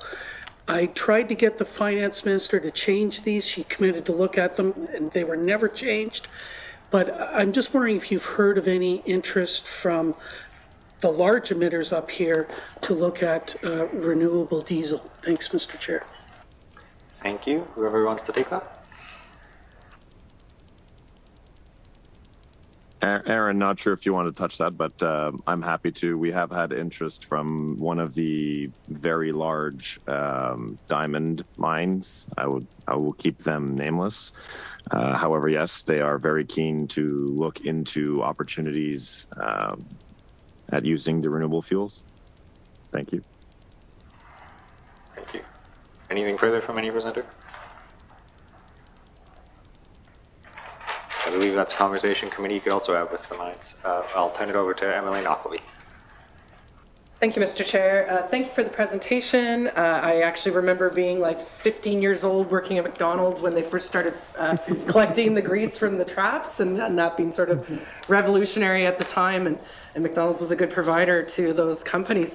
My question is around the source of the renewed diesel. You had mentioned that it was coming out of the States at this point. So I'm wondering, if there's any look at, for us for now, until that source moves closer to us, are we really just offsetting what we're saving with this renewable diesel with the transportation and emissions costs from getting it to the north? So I guess my question around that is, are we moving towards sort of more smaller scale systems where literally someone could go from the restaurant, taking the grease, across town, doing that refining in town, and then having that feed back into the grid? To me, that's sort of where the territory needs to be. If we're just substituting one material we're bringing in from elsewhere for another, yes, that's great, but it's not really giving us that solution that we need for the north. Thank you. Thank you. Over to whoever wants to respond. Thank you, Mr. Chair, and thank you for the question. I think that's a great point. Look, long term, I agree with you. That's where it needs to be, and I would love to see something where you took the grease right out of a restaurant, took it over, reprocessed it, and it went out.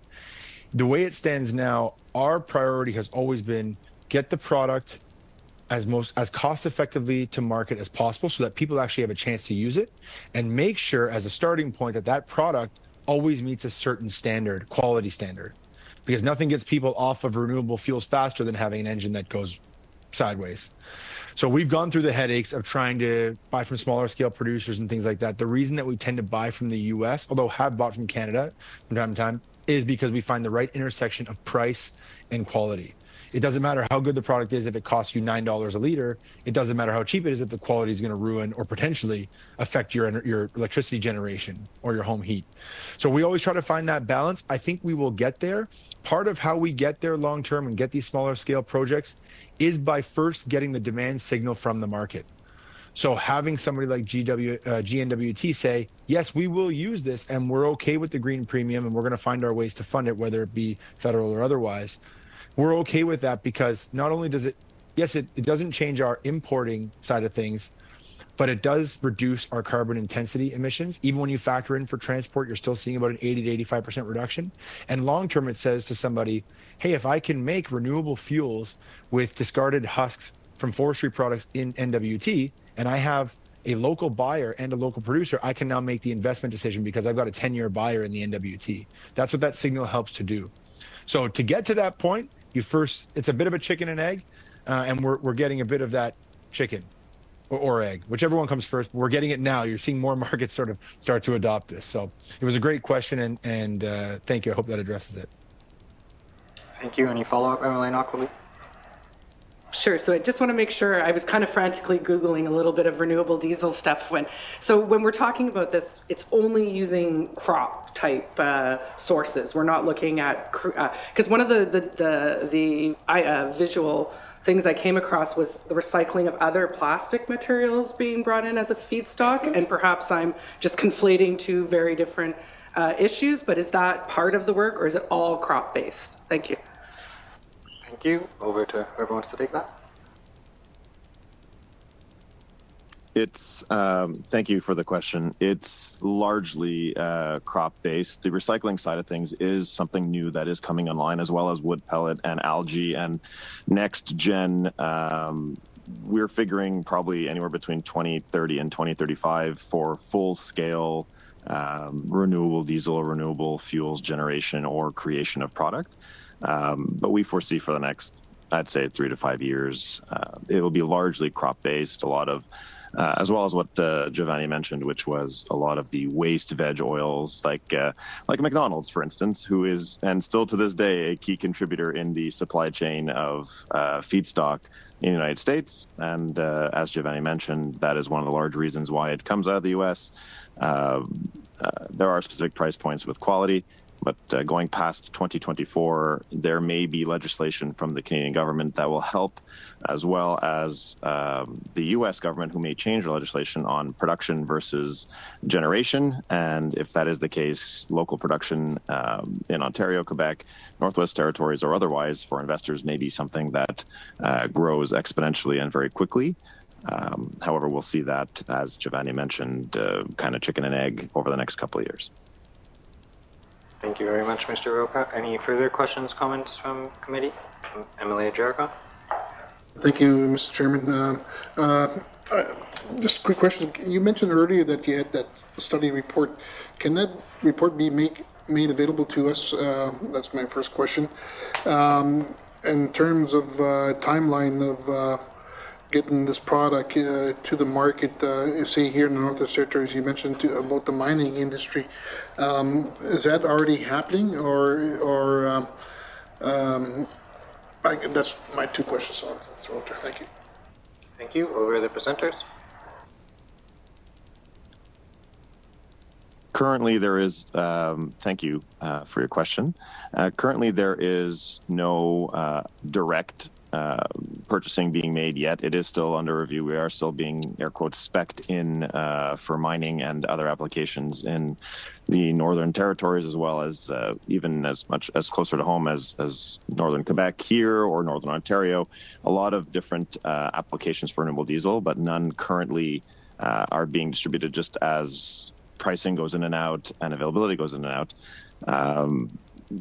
But that being said, yes, we can make the testing results available to you. That's not a problem. I'll share that with the group.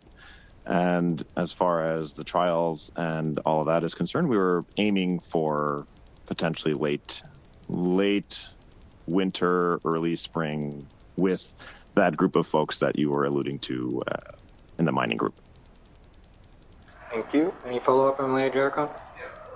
Having said that, then I just want to, in comparison, in terms of what we pay for diesel here already, it's roughly anywhere from $1.61 to $2.60, depending where you are in the Northwest Territories. On this biodiesel per liter cost, say for the mining industry, any idea what that might be? Anywhere from $2 to $5, or I'm not sure. So I just want to throw that out there. Thank you. Thank you. To our presenters. On the biodiesel side, biodiesel does flirt largely with and just under the cost of diesel in various markets in Canada. I'd have to double check on the availability for freight to build in either to Hay River or to Edmonton plus freight. I mean, we would look at different options. For renewable diesel, it tends to have, as Giovanni was mentioning, a green premium. Not as much as one would think, considering the type of product you're getting as a drop-in fuel. So that is, as the slideshow mentioned, anywhere from high $2 to mid $3s per liter. Thank you. Any further questions, comments from committee? Mr. Chair, if I may, I want to make just a general comment on that. Liquid renewable fuels are here to stay, at least for the immediate and midterm. There is no way, given the energy density currently of a battery, that we see large equipment transitioning away from that in the meantime. So from a supply perspective and a cost to produce, we're going to see the cost of production become more efficient and therefore the cost to consumer lower. And we're going to see the supply continue to increase, because it would take the per pound renewable fuel is 35 times more energy dense than a battery. So this gives us a good runway to continue to build towards cost parity while finding some sort of solution in the mean term to help address the cost difference. But first and foremost, we need to show that A, it can get up to that location, and B, that it works just fine and with no reported test problems. So we're in the very early stages of that, hoping to move towards a full rail car test sometime here this spring, summer. Thank you. Thank you. Any further questions, comments from committee? Any further questions, comments from presenter? Just thank you very much for your presentation today, and we appreciate anyone who comes and speaks to committee. We will ask some more questions about renewable diesel to our government. Thank you very much. Thank you. Thank you for having us. Committee, we have reached the 2-hour mark. Our clerk has kindly ordered pizza, so everyone in the room, please grab pizza or it will not get eaten. And we don't want to waste any food. I'm going to propose a 15-minute break. Thank you.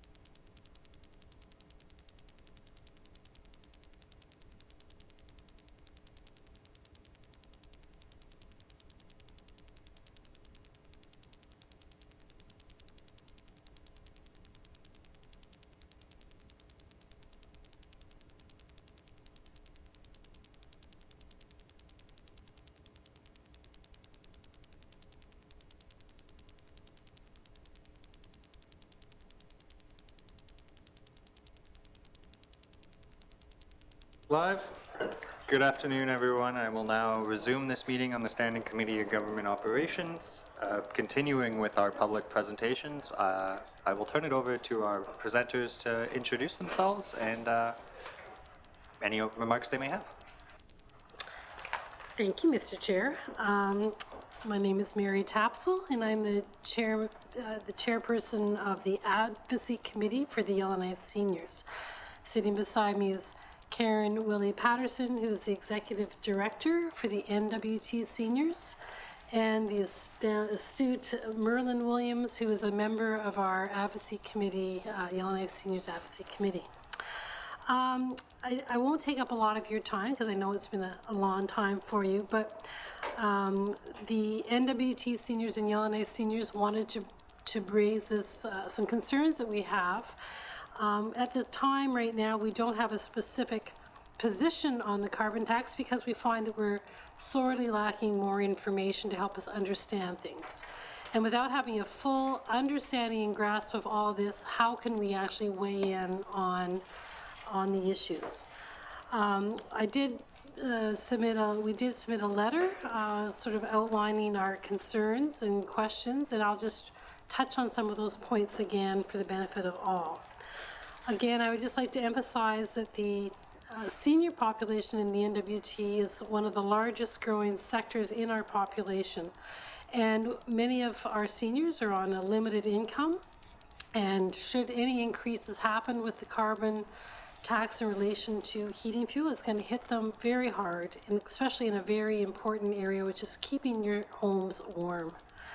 That said, Yellowknife, which is probably considered maybe the southern part of the territories, has about 42% of the senior population. So we have this city has a very strong interest in what's coming forward as far as recommendations. A lot of questions were brought up, and I was very disappointed, as well as my colleagues here, that we didn't really hear any answers from the minister and her colleagues that were sitting here. One was, we have a very strong sort of question on what exactly is the federal backstop? How does it work? Is it done directly to individuals? Is it driven by how much individuals actually use? Is it a set amount? We'd like some simple questions as to how it's actually applied, and it is being applied in Nunavut and in the Yukon, which are our northern neighbors. So we would like to see some real-life examples as to how this works with the federal backstop. I mean, we must be able to get that information from somebody. You know, what is an average fuel bill for an individual? What do they pay on fuel tax, and what are they getting back? Simple and should be quite readily available. We note that the GNWT has a made in the NWT approach that has happened since the introduction of the carbon fuel tax in 2018. Why do we decide to go with that? I mean, we hear sort of that they have more control, but control versus what? Like, I mean, it's really hard to compare apples to oranges when you don't know what the apple is, right? So again, we'd like it really explained to us in more simple terms that lists the pros and cons and demonstrates how the proposed new GNWT solution would be better for the residents versus using the federal backstop. Like, so we can't really comment on whether it's a great comment when we don't know what the alternative is. And we didn't hear any answers to that today.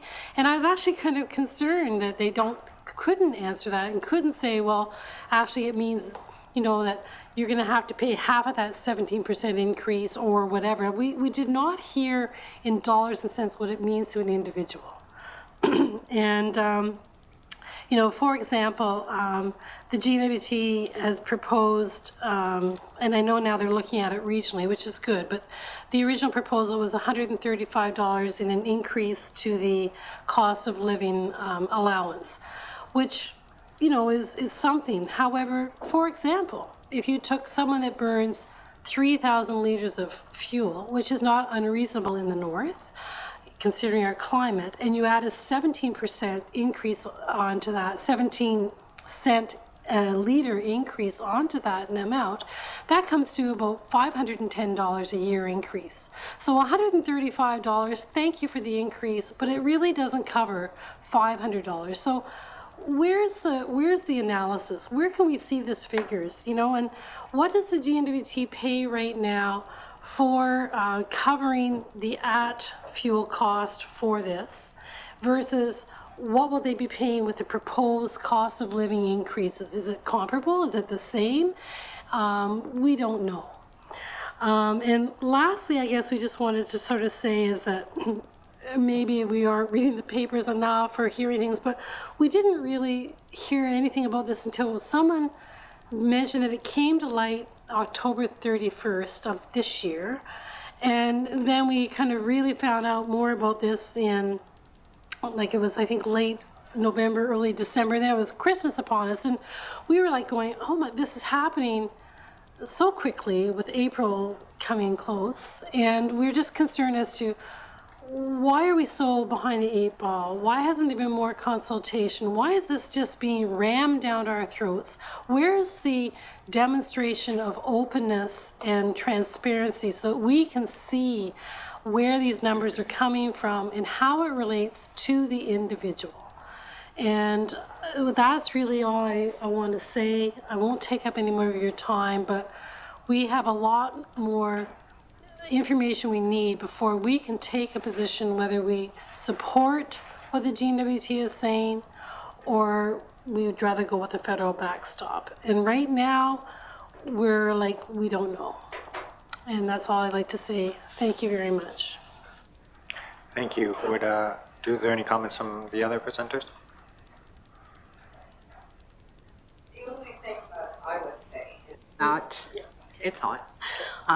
The NWT Senior Society Board meets in March, and this will be a prevalent issue in our board meetings. And we're planning to have our board meetings at the same time the ledge is sitting. So if we could have answers before then and no legislation until we have answers, that would be optimal, because this will impact seniors in small communities a lot, where they're already struggling to be able to pay their fuel bill, put food on the table, pay for electricity, like and have no quality of life left because there's no money left to have a quality of life. So that's the only thing I would say from the NWT Senior Society point of view. Thank you. Are there any? I don't have a lot to say. I love microphones.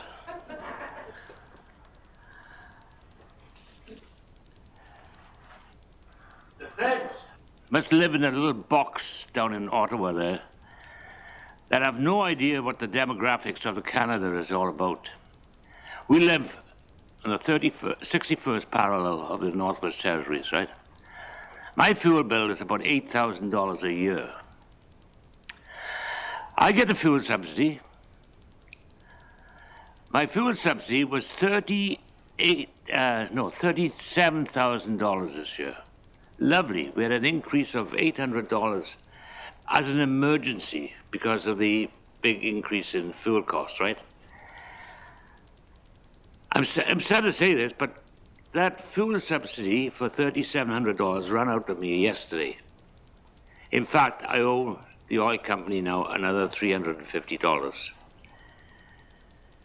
My last fuel bill was $888. But that subsidy, and I admit it's a subsidy, I don't expect them to pay it all year round, is gone. We've got another 5 more months of winter. 5 more months. Now the demographics, Semler said it all up there. I love their little speech. A lot of our constituents live above the tree line, and some live below the tree line. So there are some alternatives for heating, right? However, they can't get pellets up there. It's too hard to get into some of those communities, right? And a pellet bag is not lightweight. Don't stuff it in your back pocket. It weighs 40 pounds. One bag. It'll last you one day. Up there, it probably lasts you half a day. Tuktoyaktuk, Pawtucket, those places are almost, they're not even subarctic, they're Arctic, high Arctic. I sympathize with a lot of those people. Now, we need somebody who understands these demographics of what it's going to cost to heat my home up in Polituck, or Tuktoyaktuk, or Inuvik, or Klavik. You name it, it's going to cost. But that's all I have to say. And like I said, Mary said the right thing here too. We got that information out of cabin radio about the. It says, 2023 brings new look into NWD carbon tax. It may not be pretty because it doesn't tell us a lot. And in fact, he mentioned something about they might even remove the fuel subsidy that we seniors get, right? And that scared the living pants out of me, because if that's the case, and Richard, you had it right on the, it's cheaper to live in Edmonton than it is in Yellowknife, right? I'll bloody move out of Yellowknife. Do I swear? Sorry about that. Anyway, that's all I wanted to say. Thank you, Chairman, for letting me speak. Thanks for listening. Thank you very much. Are there any questions, comments from the committee? MLA Jericon. Well, thank you, Mr. Chairman.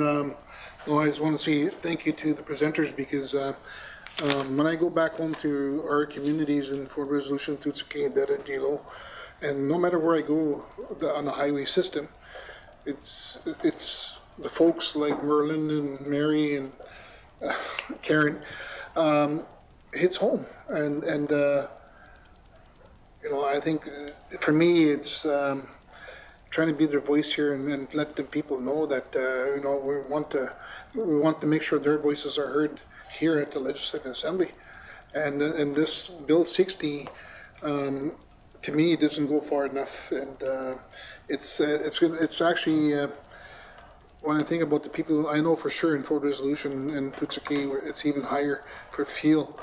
You know, there are times when sometimes we even buy fuel for our own constituency members, for elders.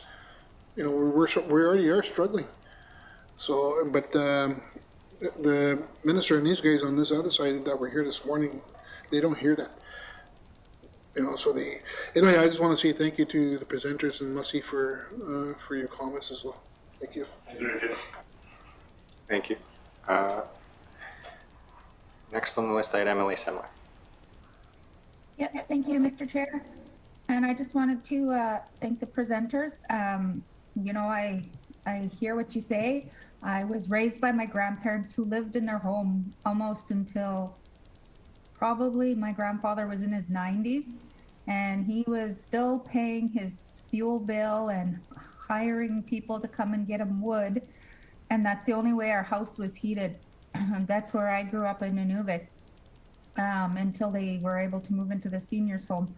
But, you know, I think one of the things that listening to your conversation and, you know, again, is a lot of our elders and just our residents in general are just, all we're doing is trying to live and just trying to heat our homes. And we're being penalized for that. We're being penalized, like you said, Ottawa lives in a bubble. You know, and there's going to be people like come out and they're going to say, we have to participate in this. Okay, I can participate in it, but do I lose my home because I can't afford to heat it? Because I have to choose between my mortgage and my heat and my power? And then when you're a senior, you have a fixed income. And I was mentioning this yesterday. I had a friend over for coffee and we were talking about the carbon tax. And one of the things that I said is that even if my mortgage was paid off, the utilities, by the time I'm able to retire, I wouldn't be able to live in my home. And one of the priorities for this government is elders to be able to age in place, to be able to stay at home. And I agree that this fuel subsidy for our seniors is not enough. Or when our seniors are, so, you know, whether this fuel tax, you know, and I'm on the side where I am not going to vote in favor of a bill. And like the first presenter said, I don't even know what I'm voting on. I can't vote for something that I don't know. Like, what if the federal backstop is $2,000 per person, you know? maybe that will help us a little bit more than what GWT is doing and keeping some for themselves. Maybe the federal backstop will help municipalities better, you know, like I don't know what it is. So I hear you, and right now, as long as we can't get an answer on that, I'm not supporting this bill. Thank you. I'm going to take that as a comment for now. Any questions, comments from the committee? Emily Cleveland. Thank you so much, Mr. Chair. And I completely agree with what MLA Sumler is saying about the incredible value that our elders and our seniors bring to our communities. And when we talk about healthy communities, that doesn't exist without our elders and our seniors being able to stay in our communities. And so as much as we, need to ensure that this bill is not hollowing out our middle class, we also need to ensure that this bill is not forcing out our seniors and our elders or making it impossible for them to stay in their own homes when the rest of our priorities are really trying to work towards that. I also wanted to address one of the things that I heard Mr. Williams say, which was a concern about the home heating subsidy disappearing. And I just wanted to be clear that while the bill and the federal legislation speaks to taking away a fuel subsidy through the carbon tax, education, culture, and employment has a home heating fuel subsidy that is not being touched by this. So I just wanted to reassure you there. And my question, though, is I'm wondering if we can get an idea, perhaps, about the demographics of seniors and elders. And I know that it was mentioned that 42% of seniors live in Yellowknife, and I'm wondering if there is a Yellowknife or NWT data that exists on how many seniors or elders live alone, because that was one thing that was raised by MLA Knockleby, was that difference between being able to see that subsidy and the value of it coming into a home based on the number of people who live there, and also wondering about the number of seniors or percent of seniors that are currently living below the poverty line or below a livable income as well. Thank you. Thank you, Emily Cleveland. I'll ask Ms. Tapsell to start if you have any of that information. Yeah, I do know that the NWT Bureau of Stats has a wealth of information. And I've gone on, and Karen uses it a lot as well.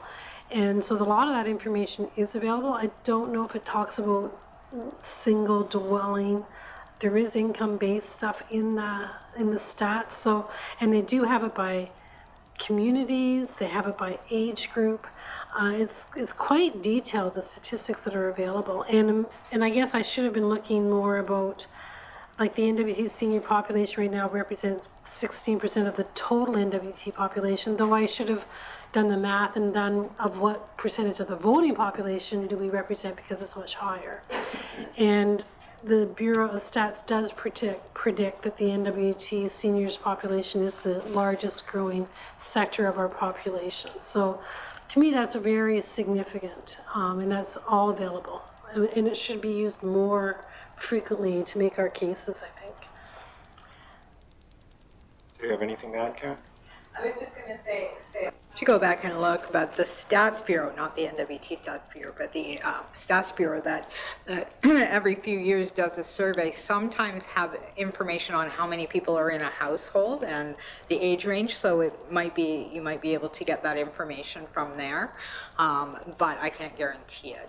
We used to be able to, but things change, right? So, yeah. Thank you. Any follow-up, Emily? Any next on the list? I have Emily O'Reilly. Yeah, thanks, Mr. Chair. I'm 64. I'm almost an official senior, so I'm getting there. And I want to thank you for the presentation today. And I think you expressed a number of concerns that are very similar to us as regular MLAs. We first were told about this in, I think it was July, and we've probably exchanged at least 5 or 6 letters with the minister trying to get more information about what specifically Cabinet is proposing and what the options are, what the federal backstop will look like. And we're not getting any answers, quite frankly. That the most detailed information I can tell you is in a presentation that that I think all the regular MLAs got on November the 5th. And it's on the Department of Finance website. That's what they put out there as their information to share with the public, quite frankly. We were promised that there was going to be robust communications around that. And I don't think that that is what was delivered by the minister and the department. But I do want to tell you a little bit more about what the federal backstop looks like in Yukon and Nunavut. But, you know, really, this committee, our job, we're not proposing the bill. Our job is to review it. It's Cabinet's bill, it's the minister's bill. This is their proposal to implement what the federal government has said should happen. And I agree with the federal government. I just disagree with Cabinet's approach. So, as I understand it, in the Yukon, they have legislated their rebate program through something called the Yukon Government Carbon Price Rebate Act. And 45% of the revenues that are collected from the carbon tax is collected by the feds. They give it all to the Yukon government, and then they decide where it should go based on their own legislation. 45% goes back to individuals, 36% goes to general businesses, 12% to the mining sector, 3.5% to municipal governments, 3.5% to Indigenous governments. So they negotiated this with the federal government. In Nunavut, the federal government collects the money, and they return 50% of the tax paid to basically the sectors that paid it. So their arrangement is not really that much different than ours, except that's what they negotiated, and that's how they're doing the rebates. And you saw, I asked the minister if she's prepared to work with us as regular MLAs to do the same, to actually develop a real program that meets our needs. And I will continue to push that as a regular MLA. I still think we have enough time to actually negotiate a real way of capturing the revenues, tracking them, reporting them publicly, and rebating them in ways that will continue to address the climate crisis, but also help people, address the cost of living. The minister talked about having 3 regions. Well, give us the information so we can see it. She didn't even do that today. So anyways, I'm probably as frustrated as you folks are. I believe in a carbon tax. I'm not willing to accept what Cabinet has brought forward. But I do appreciate the concerns and issues brought forward, and we got to make sure that our seniors are protected during the implementation of this. And they weren't with the original carbon tax, as much as regular MLAs tried to do that. But the way that the bill has been crafted, we're not in a position to actually make any changes to it. Unless we want to change the rates, which we cannot, or the timing, we cannot do that. So we're in a position where we can't actually make any changes. So that's why I've suggested to the minister, she needs to withdraw the bill and work with us as regular MLAs to implement something that's going to work for us. Sorry, Mr. Chair, that was a long tirade, but I appreciate the concerns brought forward, and I share many of them. Thanks, Mr. Chair. Thank you. Any response to Emily O'Reilly's cut? Those are good points. Any further questions, comments from committee? And on behalf of committee, we thank you very much for your presentation today. Thank you. At this time, are there any further presenters from the public? With that, I can conclude this public hearing on the enact to amend the Petroleum Products and Carbon Tax Act. This committee will relay a number of the concerns through our report, which will be tabled in the House and to the minister. And this bill will come before committee whole in the Legislative Assembly and for third reading. So there will be future debate. Stay tuned. And we will ask for the government to release some more information on getting answers to questions raised by the public today. So thank you everyone for tuning in. I will end this public broadcast.